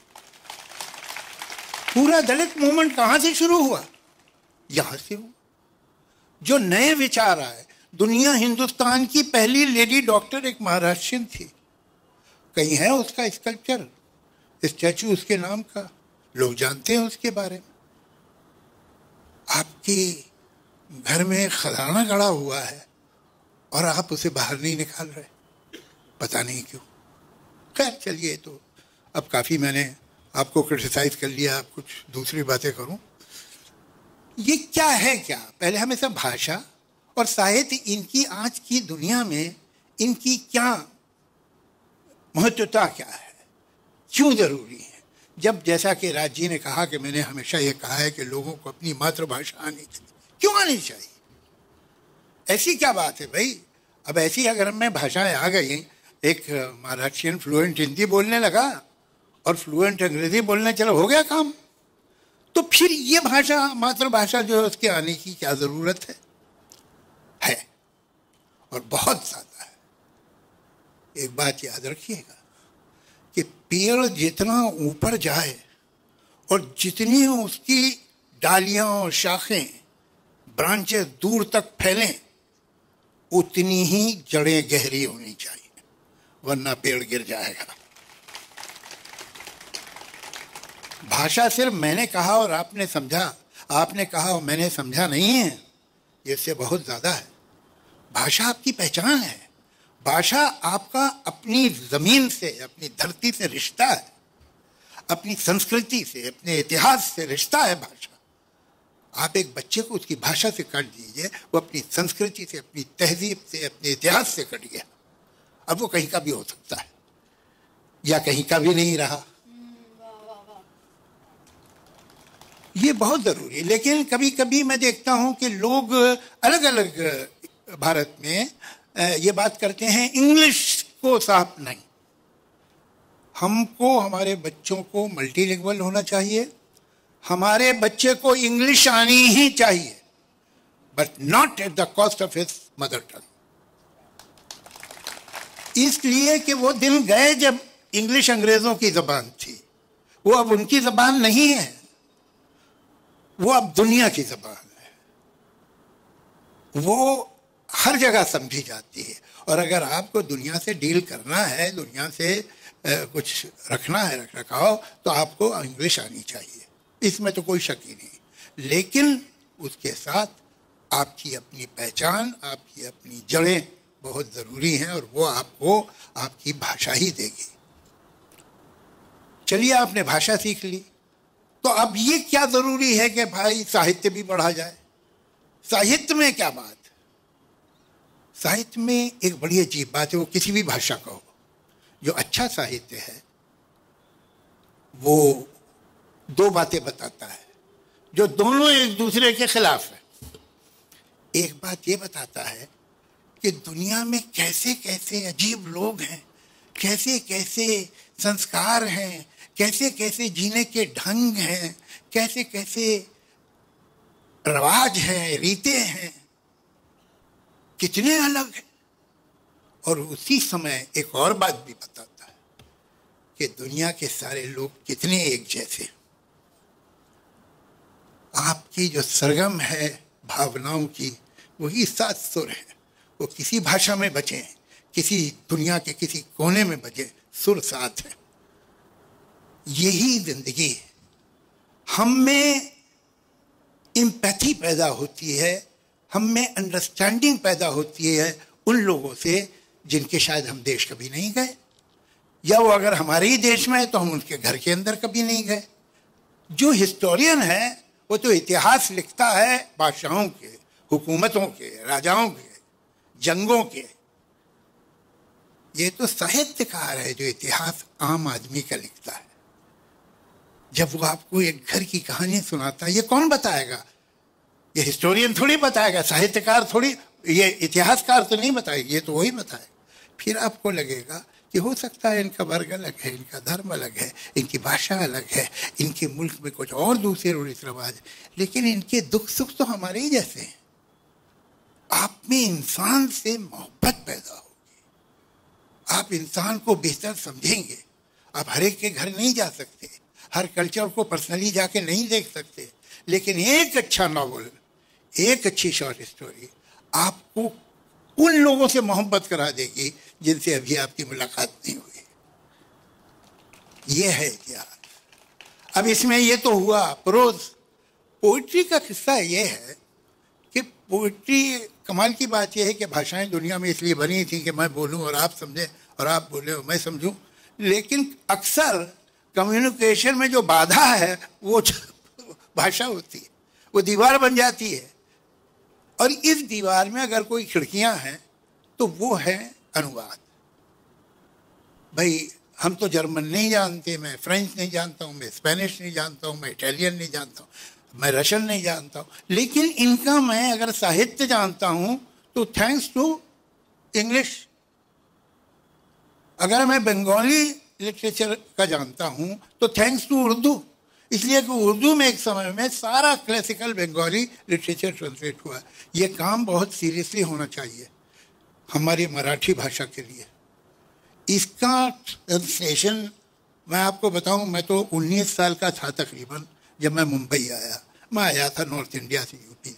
हम अपनी दुनिया में खुश होते हैं। एक कूप मंडूक कहलाता है ना, कूप मंडूक वो होता है संस्कृत में जो कुआं में रहता है मेंढक और अपने ही कुएं को पूरी दुनिया समझता है। हम में से अक्सर लोग कूप मंडूक हैं। जब मैं यहाँ आया तो मुझे एक शब्द नहीं मालूम था मराठी साहित्य के बारे में, मराठी राइटिंग के बारे में। मेरे कुछ मराठी महाराष्ट्रियन दोस्त थे, मुझे ले गए, उन्होंने विजय तेंदुलकर का प्ले दिखा दिया मुझे। मैं आपसे यकीन करिए आप कि मैं ज़मीन पे घुटनों के बल बैठ गया। मैंने ऐसा कुछ देखा ही नहीं था, ऐसी राइटिंग मैंने नहीं देखी थी। हमारे साहित्य में ऐसी राइटिंग नहीं है जो विजय तेंदुलकर की है, कि सच को पूरी तरह से इंसान को खोल के सच बाहर निकाल दिया। यदि ये हो तुम, इतनी बेरहमी से सच किसी ने मेरे मुंह पे मारा हो, ये कभी नहीं हुआ था। तो फिर मुझे दिलचस्पी हुई, मैं प्लेस देखता रहा और हमेशा अपने महाराष्ट्रियन दोस्त के साथ जाता था। वो बराबर में बैठ के मुझे बताता रहता था क्या हो रहा है। कुछ कुछ अभी तो हम लोग इतने बरस हो गए, कुछ समझ में भी आता है ऐसी बात भी। यहाँ जो कविता सुनाई गई मेरे ख्याल से काफ़ी हद तक मेरी समझ में ही आ रही थी, लेकिन फिर भी ख़ासतौर से पोइट्री का ट्रांसलेशन का झंझट ऐसा है कि आप एक इत्र की शीशी लें और उसे दूसरी बोतल में कितने भी संभाल के उंडे लें, कुछ ना कुछ सुगंध को खो जाएगी। ऐसा ही है पोइट्री का ट्रांसलेशन। प्रोज हो जाती है, प्रोज बहुत अच्छी हो जाती है, पोइट्री बड़ा मुश्किल है। लेकिन मैं ऐसा समझता हूँ कि जो लोग हैं जिन्हें मराठी भाषा से प्यार है वो इसे संभाल के तो रखें, लेकिन हमारी देश की अलग अलग भाषाओं में ट्रांसलेशन, लोगों को पूरे हिंदुस्तान को मालूम होना चाहिए पीएल देशपांडे कौन है, विजय तेंदुलकर कौन है, और आज की पोएट जो है गौरी देशपांडे हैं, सानिया है, शांता शेल्के हैं, लोग क्यों नहीं जानते उन्हें? ये तो मेरी किस्मत अच्छी है कि मुझे कुछ ऐसे दोस्त मिल गए जिन्होंने बताया, जिन्होंने सिखाया, जिन्होंने ट्रांसलेट करके मुझे दिया। मगर हिंदुस्तान विजय तेंदुलकर और पीएल देशपांडे को ना जाने तो ये तो हिंदुस्तान के लिए शर्म की बात है। ये जिम्मेदारी हमारी बनती है कि इसको हम ट्रांसलेट करें। मेरी अपने एक दोस्त से बात हुई, मैंने उनसे कहा तुम मुझे सेलेक्ट करके 50 मराठी पोएम्स दो, तुम मेरे साथ बैठना, तुम मुझे बताते रहना, मैं उन्हें पोएट्री में ही ट्रांसलेट करूंगा। मैंने ये काम रविंद्रनाथ टैगोर की कविताओं के साथ किया, उनके गीतों के साथ। एक है अनंत, आप लोग कभी यूट्यूब पे जाके सुनिएगा, उनके जो रविंद्र संगीत है उसको ट्रांसलेट किया है टू द सेम ट्यून, जिस ट्यून में वो ओरिजिनल गाया जाता है उस पर ही ट्रांसलेट किया है। तो ये हमारा मेरे ख्याल से कर्तव्य बनता है। हम जो आ गए बाहर से रहे, मैं तो यहाँ समझिए 55 साल से यहीं रहता हूँ, वहाँ 53-55 साल से, लेकिन मेरी कोई और भाषा है तो मेरा कर्तव्य है, मेरा ये कर्तव्य है एज अ राइटर कि मैं एक पुल बनूं मराठी और दुनिया की दूसरी जबानों के बीच में। इसलिए कि जो कुछ है आज मैं जो भी हूँ वो तो यहीं से, इसी धरती से मिला है, और वो और कहीं जैसे मिलता भी नहीं, यहीं से मिल सकता था। अब यहाँ एक कवि सम्मेलन चल रहा है तो अब मेरा फर्ज बनता है कि मैं भी एक कविता आपको सुना दूँ। मैं 2 तरह की कविताएं लिखता हूँ, कुछ लंबी, कुछ बहुत लंबी। तो मैं आपको बहुत लंबी नहीं सुनाऊंगा। इस कविता का शीर्षक है वक्त, समय, टाइम। कमाल की बात है कि कोई भी चीज, या हद तो यह है कि कोई भी इंसान, अगर वो हमारे आसपास बहुत ज्यादा है तो हम उसे ध्यान से नहीं देखते। जो कभी कभी होता है, जो कभी कभी दिखाई देता है, उसे बहुत ध्यान से देखते हैं। लेकिन जो है, कितने लोग सोचते हैं कि समय क्या है, भाई 2 घंटे निकल गए, कहाँ निकल गए, कहाँ है अभी, कहीं यहाँ से निकल गए हैं तो कहीं तो गए होंगे, कहाँ है, और निकल क्या गया, चला क्या गया, वो क्या था, मटेरियल था, कोई चीज थी, क्या चल रहा है, इस पे ही कविता। इसमें 2 एक अनफेमिलियर वर्ड होंगे मुझे, तो मैं विश्वास करता हूँ बातचीत, पोइट्री इसलिए होती है, राइटिंग इसलिए होती है कि दूसरे लोग ज़्यादा से ज़्यादा समझें। तो मेरी बहुत ट्रांसपेरेंट भाषा है, लेकिन फिर भी अगर टॉपिक अनयूजुअल हो तो 2-4 अनयूजुअल वर्ड भी आ जाते, मैं उन्हें ट्रांसलेट करूँगा। ये वक्त क्या है, ये क्या है आखिर के जो मुसलसल गुजर रहा है। ये जब ना गुजरा था तब कहाँ था, कहीं तो होगा। गुजर गया है तो अब कहाँ है, कहीं तो होगा। कहाँ से आया, किधर गया है, ये कब से कब तक का सिलसिला है। ये वक्त क्या है, ये वाकये, हादसे, तसादुम, these incidents, these accidents, these conflicts, every pain, every pleasure, every happiness, every sadness, every sorrow, every joy, ये वाकई हादसे, तसादुम, हर एक गम और हर एक मसरत, हर एक अजियत, हर एक लज्जत, हर एक तबस्सुम इस्माइल, हर एक आंसू, हर एक नगमा, हर एक खुशबू, वो जख्म का दर्द हो कि वो लम्स, स्पर्श का जादू, खुद अपनी आवाज हो कि माहौल की सदाएं, ये जहन में बनती और बिगड़ती हुई फजाएं, ये फिक्र में आए जलजले हों कि दिल की हलचल, तमाम एहसास, सारे जज्बे, ऑल फीलिंग्स, ऑल इमोशंस, ये जैसे पत्ते बहते पानी की सतह पर जैसे तैरते हैं, अभी यहाँ है, अभी वहां है, और अब है उछल। दिखाई देता नहीं है लेकिन ये कुछ तो है जो कि बह रहा है। ये कैसा दरिया है, किन पहाड़ों से आ रहा है, ये किस समंदर को जा रहा है, ये वक्त क्या है। कभी कभी मैं ये सोचता हूँ कि चलती गाड़ी से पेड़ देखो तो ऐसा लगता है दूसरी समझ जा रहे हैं। कभी कभी मैं ये सोचता हूँ कि चलती गाड़ी से पेड़ देखो तो ऐसा लगता है दूसरी समझ जा रहे हैं, मगर हकीकत में पेड़ अपनी जगह खड़े। तो क्या ये मुमकिन है? सारी सदियां कतार अंदर कतार अपनी जगह खड़ी हो, ये वक्त साकित हो और हम ही गुजर रहे हों। इस एक लम्हे में सारे लम्हे, तमाम सदियां छुपी हुई हो, न कोई आइंदा न गुज़िश्ता। जो हो चुका है वो हो रहा है, जो होने वाला है हो रहा है। मैं सोचता हूं कि क्या ये मुमकिन है, सच ये हो कि सफर में हम हैं, गुजरते हम हैं, जिसे समझते हैं हम गुजरता है वो थमा है। गुजरता है या थमा हुआ है, इकाई है या बटा हुआ है मुंजमद या पिघल रहा है, किसे खबर है, किसे पता है ये वक्त क्या है। Thank you.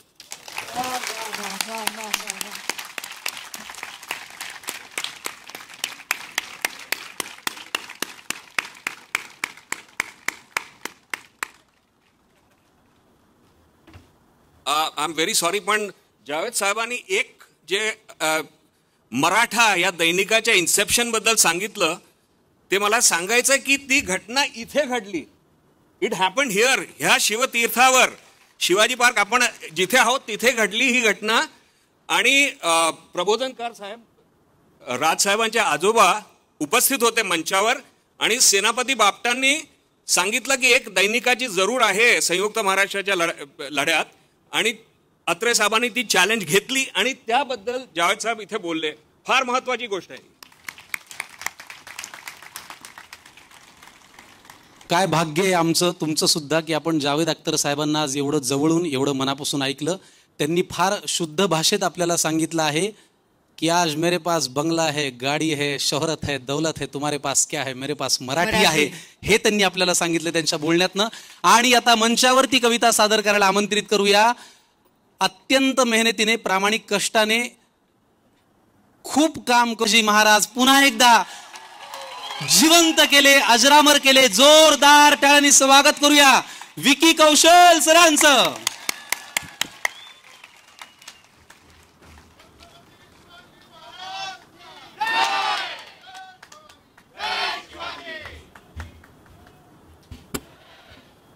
नमस्कार, जय भवानी, जय शिवराय. खरं सांगू तर खूप नर्वस फील करतोय मी. नाही, मी मराठी बोलू शकतो. 10वी पर्यंत शिकली आहे मी मराठी.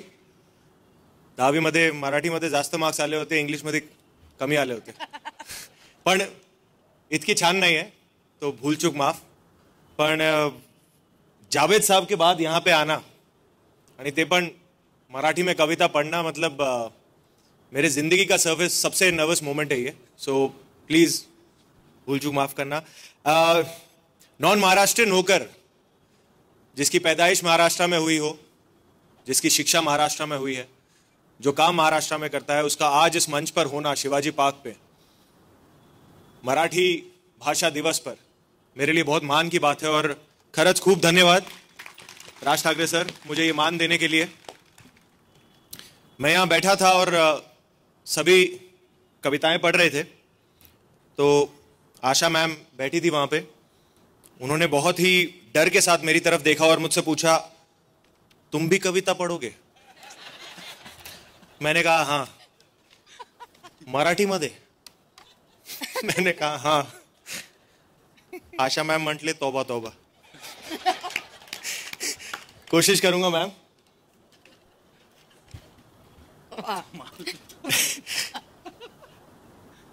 कविता का नाम कणा. और सच बताऊं तो जब राज ठाकरे सर ने मुझे कहा कि कविता पढ़नी है मराठी में, मैंने पूछा कौन सी कविता सर? उन्होंने कहा कुसुमाग्रज की कविता है कणा. मैंने कहा सर आई एम सॉरी, पर कणा का मतलब क्या होता है? उन्होंने कहा स्पाइन.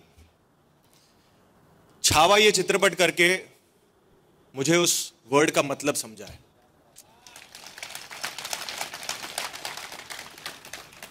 कणा. ओळखलत का सर मला? पावसात आला कोणी, कपडे होते कर्दमलेले, केसावरती पाणी.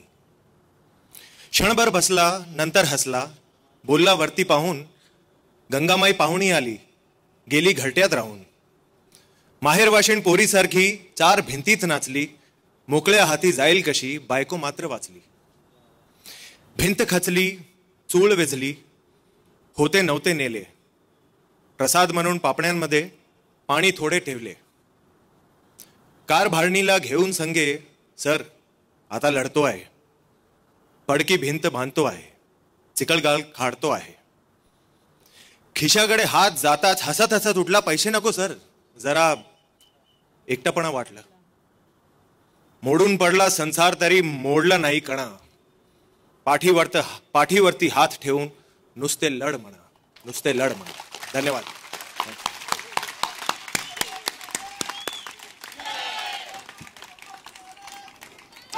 आजचा कार्यक्रम इतका विलक्षण आहे. वेगवेगळ्या क्षेत्रातली ही माणसं येऊन आपल्यासाठी मराठी भाषेमध्ये कविता सादर करतायत. कोणी अमराठीच्या कार्यक्रमामधली ही सर्वात सुंदर आणि सर्वात तरुण व्यक्ती आहे. या व्यक्तीची वेगळी ओळख करून द्यायची खरं तर काही गरजच नाहीये, पण मी आज कवितेचा कार्यक्रम असल्यामुळे शब्दप्रभू सुरेश भट साहेबांच्या शब्दांचा आधार घेणार आहे आणि तो आधार घेऊन त्यांना मंचावर बोलावणार आहे. सुरेश भट साहेबांनी असं लिहिलंय, तारुण्य तुझ्या हृदयाचे हे असेच बहरत राहो, वार्धक्य तुझ्या जगण्याला हे असेच विसरत राहो. वा वा वा वा. तारुण्य तुझ्या हृदयाचे हे असेच बहरत राहो, वार्धक्य तुझ्या जगण्याला हे असेच विसरत राहो. हा कंठ तुझा अलबेला, हा कंठ तुझा मतवाला, हा कंठ तुझा अलबेला, हा कंठ तुझा मतवाला. तलवार तुझ्या गीतांची बिजली समतळपत राहो. आणि तू खळखळत्या मद्याचा खळखळता अक्षय प्याला, तू खळखळत्या मद्याचा खळखळता अक्षय प्याला. एक एक घोट सुकलेल्या शब्दांना फुलवित राहो. तारुण्य तुझ्या हृदयाचे हे असेच बहरत राहो. जोरदार टाळ्यांनी स्वागत करूया माननीय आशाताई भोसले यांचं. एक मिनिट.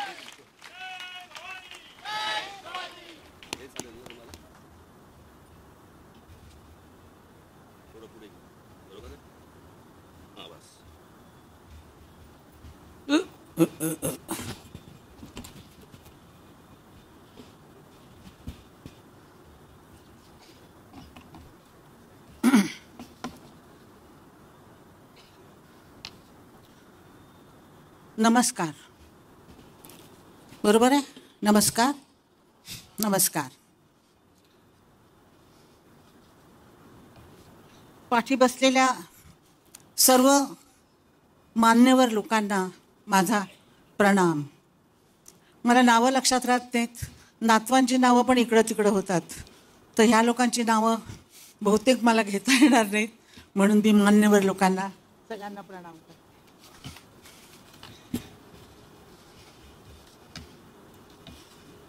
मला इथं राजसाहेबांनी बोलवलं ते त्यांच्या प्रेमामुळं की गेल्या जन्माच्या कुठल्या वैरामुळं.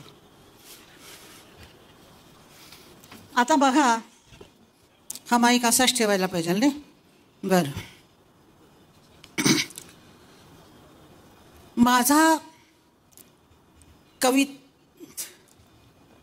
माझा कवितेशी संबंध वयाच्या 10व्या वर्षापासून आला आहे आणि साहित्य मी शिकलेली बाई नाही आहे. मराठी 4थी जेमतेम केलेली बाई आहे. याच इथंच विद्यापीठ आहे. कोल्हापूरला विद्यापीठात होते.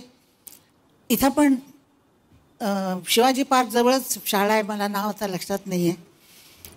बालमोहन विद्यामंदिरची तिथे मी शिकलेली आहे थोडीफार. आणि खरं म्हणजे शिक्षणानं म्हणजे खूपच विद्या मिळते आणि आपण खूप सुसंस्कृत होतो, अग्रेसर होतो. पण मला असं वाटतं की ती जी पुस्तकं बाहेर ठेवलेली आहेत राजसाहेबांनी जी पुस्तकं ठेवलेली आहेत ती जर तुम्ही वाचलीत तर खरे सुसंस्कृत व्हाल. कारण मी 10 वर्षापासून पुस्तकं वाचत आलेली आहे. खूप पुस्तकं वाचली. ह ना आपटे, नाह आपटे, खांडेकर, वि. स. खांडेकर, नासी फडके, भावे, पुरंदरे, अप्पा दांडे, जे म्हणाल ते पुस्तक मी वाचून काढलेलं आहे. माझा वाचनाचा नाद खूप होता. त्यामुळे मी तुमच्याशी मराठीमध्ये बोलू शकते. कारण कोल्हापुरामध्ये राहिलेले कोल्हापुरी भाषेचं तेज पाणी चढलेलं होतं भाषेवर, पण ते काढून टाकलं या पुस्तकांमुळं. आता आपली भाषा बघा, 2 कोसावर भाषा बदलते. मराठी भाषा 2 कोसावर बदलते. घाटावर गेलं की हळूहळू भाषा बदलत जाते, पण ती गोड असते. कोल्हापूरला जाल तर तुम्ही ती भाषा कशी असते बघा. काय र कुठं चालल्या तर आता या की इकडं, चा प्या की, काही वाईच भाकर तुकडा खाऊन जा की, 4-7 कोर खाल्लं तर काय होतंय तू बसले, अशी भाषा असते. मी इंदोरला गेले, तिकडं काय ग तू कुठं आलीस ग, आता माझ्या घरी येतेस का ग, तू खाणार काय, जेवायला करू का, अशा माझ्या दात्यातल्या म्हणजे भाषा आहेत त्या विचारतात. अशी मराठी आहे त्यांची. तिथून मी आजोळी गेले की व माय कुठं चाली राहिनीस, आमच्या घराला चाल की, अशी भाषा आहे ती खानदेशी भाषा. फक्त पुण्यामध्ये स्वच्छ भाषा ऐकायला मिळते. मला असं वाटतं की पुण्यामध्ये शुद्ध भाषा ऐकायला मिळते, कारण 75% शुद्ध भाषा आता राहिलेली आहे. 25% मुंबईमध्ये राहिलेली आहे. हे मुंबईचं नाव मी मुद्दाम घेतलं नाही तर माझ्या दारामध्ये उद्या 200 लोक येऊन बोलतात की आम्ही शुद्ध बोलत नाही वय. म्हणून मला असं वाटतं की शुद्ध भाषा ही तुम्ही वाचनामुळं होते. मला असं वाटतं की मराठी भाषा तुम्हाला जर टिकवायची असेल तर तुम्ही म्हणजे आई मराठी बोलली पाहिजे. आई ही मुलाला संस्कार देते, भाषा शिकवते. घुटीमधनंच भाषा मुलाला शिकवते. दुधामधून तिची भाषा तीच असते पाहिजे. जर आईच मराठी नसेल, समजत नसेल तिला किंवा येत नसेल तर मुलगा मराठी कसा होणार, शिकणार. आणि ते आजच्या जगामध्ये इंग्लिश हे फार महत्त्वाचं आहे आणि खरंच महत्त्वाचं आहे, कारण मला माहिती आहे की फार महत्त्वाचं आहे. पण आपली मातृभाषा ठेवूनही इंग्लिश शिकलं पाहिजे. तर मातृभाषा तर येऊच शकेल ना आईनं बोलली तर. मी असं सांगते की आजकाल मराठी लोक मराठी घरात न बोलताना इंग्लिशच बोलतात. हे गुड मॉर्निंग. आता आई मुलीला गुड मॉर्निंग म्हणाली, मुलगी आईला गुड मॉर्निंग म्हणाली, सुप्रभात म्हणा की, असं मला असं वाटतं. आणि मला आणखीन एक असं वाटतं की मराठी शाळांमधून एक मिनटं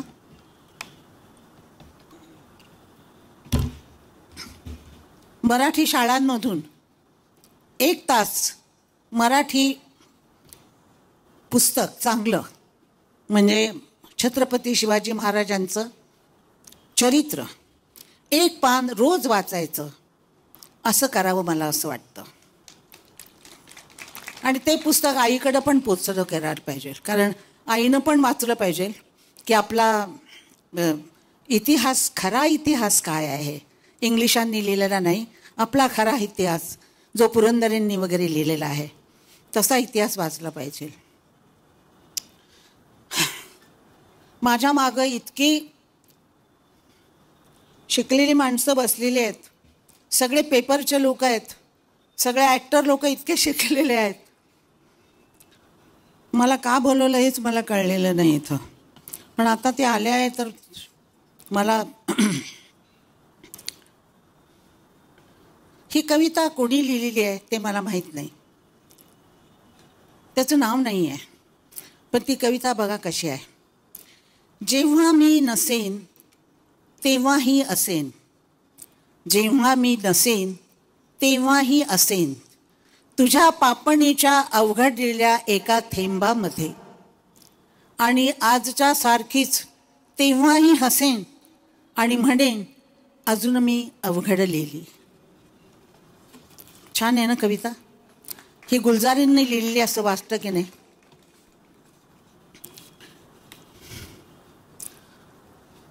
हजरत खलील बिन अहमद बसरी हा संत वृत्तीचा विद्वान होता. एकदा मक्का मदिना जवळून जात असताना तिथे जे धोबी कपडे धुत होते त्याचा लयबद्ध आवाज ऐकून त्यांना अरबी छंद सुचला. त्या छंदाला अरबीत अरूज असे म्हणतात. वृत्त होते मुफाईन लून. या छंदात केव्हा तरी पहाटे ही गजल लिहिली आहे. अरबी छंदशास्त्र सरळ ठेवून यमक उपांत यमक हे 2 नियम पाळून भटांनी ही कविता लिहिली आहे.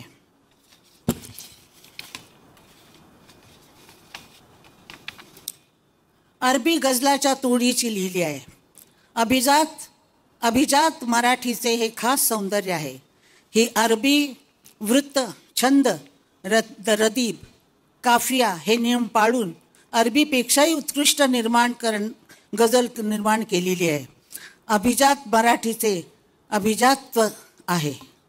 मी तुम्हाला ही गजल कविता सगळ्यांनी म्हटल्या आहेत, फार सुंदर कविता म्हटलेल्या आहेत, तेव्हा मी तुम्हाला ही गझल म्हणून दाखवते.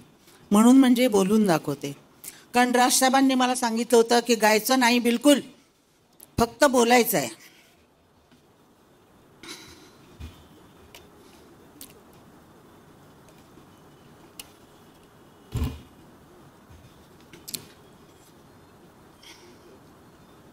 ही गझल तुम्ही ऐकली असेल, बऱ्याच वर्ष ऐकली असेल, पण तुम्ही त्याच्या अर्थाकडे किती गेलात हे मला माहिती नाही. सगळेच लोक कवितेचा अर्थ शोधत बसत नाहीत, आवाजावर और गाण्यावर निघून जातात. केव्हा तरी पहाटे उलटून रात गेली, केव्हा तरी पहाटे उलटून रात गेली, मिटले चुकून डोळे हरवून रात गेली. सांगू तरी कसे मी वय कोवळे उन्हाचे, सांगू तरी कसे मी वय कोवळे उन्हाचे, उसवून श्वास माझा, उसवून श्वास माझा, फसवून फसवून रात गेली. केव्हा तरी पहाटे उरले उरात काही आवाज चांदण्यांचे, उरले उरात काही आवाज चांदण्यांचे, आकाश तारकांचे उचलून रात गेली. अजूनी सुगंध येई दुलईस मोगरीचा, अजूनी सुगंध येई दुलईस मोगरीचा, गजरा कसा फुलांचा विसरून रात गेली. अजूनी कुशीत नाही ती चंद्रकोर माझी, अजूनही कुशीत नाही ती चंद्रकोर माझी, हलकेच कूस माझी बदलून रात गेली. केव्हा तरी पहाटे उलटून रात गेली. स्मरल्या मला न तेव्हा, स्मरल्या मला न तेव्हा, माझ्याच गीत पंक्ती, स्मरल्या मला ना तेव्हाच गीत पंक्ती, मग ओळ शेवटाची सुचवून रात गेली. मग ओळ शेवटाची सुचवून रात गेली केव्हा तरी पहाटे. मराठी भाषा इतकी लवचिक आहे, इतकी गोड आहे. मधाचा थेंब जसा कानात पडावा तसा तो ओघळत ओघळत हृदयापर्यंत जाऊन पोचतो, अशी ही भाषा आहे. या भाषेला दुधारी तलवार पण आहे आणि या भाषेचं अवधान जर नाही ठेवलं तर कुठल्या कुठे अर्थ निघून जातो आणि व ऱ्हस्व दीर्घ सगळं बघावं लागतं.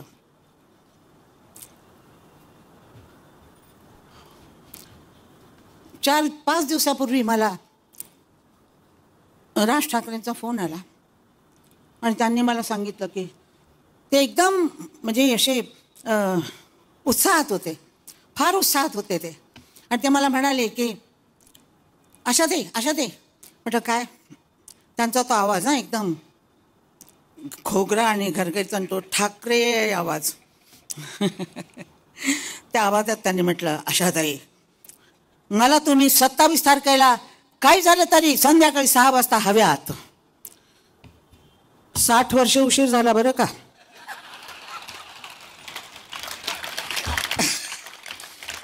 तर मग त्यांनी म्हटलं हो नाही हो, ते काय ना मी काव्याचं हे करतोय, तर त्यावेळेला तुम्ही गद्य काव्य तुम्हाला म्हणायचं आहे आणि तुम्ही जरूर यायला पाहिजे तिथं. तर बरं म्हटलं मी येते. मी आजारी होते तरीसुद्धा मी म्हटलं राजसाहेबांना नाही कसं म्हणायचं. ज्या माणसांनी माझ्या बंगल्यामध्ये एका दिवसात एवढी मोठी शिवाची पिंडी आणून बसवली, त्या माणसाला मी काय नाही म्हणू. ज्या माणसांनी कुठे जेवण मिळत नसताना 15 मासे एवढे मोठे मोठे पॉपलेट माझ्याकडे पाठवून दिले, त्याला मी काय नाही म्हणू. तो दोस्त आहे आणि दोस्ताला कोणी नाही म्हणतं का? नाही. तसे ते दोस्त आहेत माझे. त्यामुळं मी आज इथं आहे. माझी तब्येत बरी नाही आहे तरीसुद्धा मी आलेले आहे. आणि मला असं वाटतं की त्यांनी मला चुकून इथं बोलवलेलं असावं घाईघाईमध्ये. नमस्कार. जय हिंद, जय महाराष्ट्र, जय महाराष्ट्र.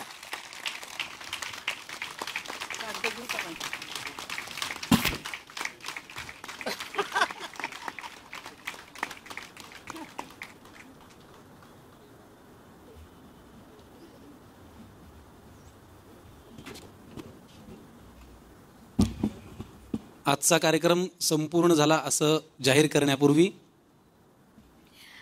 आज हा इतका अप्रतिम सोहळा इथे आयोजित केल्याबद्दल पुन्हा एकदा आपल्या सगळ्यांचे लाडके माननीय राजसाहेब ठाकरे यांचे मनापासून अगदी मनापासून आभार. आज आपण सगळेजण इथे कवितांच्या प्रेमापोटी आलात त्याबद्दल आपल्या सगळ्यांचे मनापासून आभार. हा कार्यक्रम संपण्यापूर्वी राज्यगीत आणि आपलं राष्ट्रगीत इथं सादर होईल आणि त्यानंतर आपण सगळेजण इथून निघू. मी विनंती करते की कृपया राज्यगीत इथे चालवावं.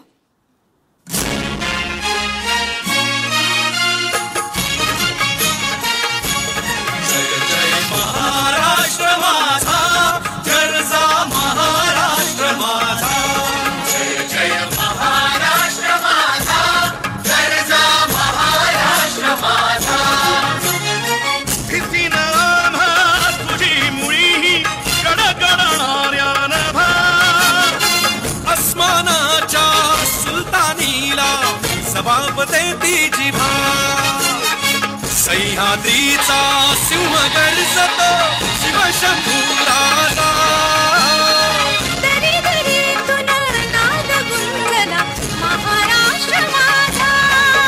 जय महाराष्ट्र माझा, गरजा महाराष्ट्र माझा. काळ्या छातीवरी कोरली अभिमानाची लेणी. जय महाराष्ट्र. धन्यवाद. शुभरात्री.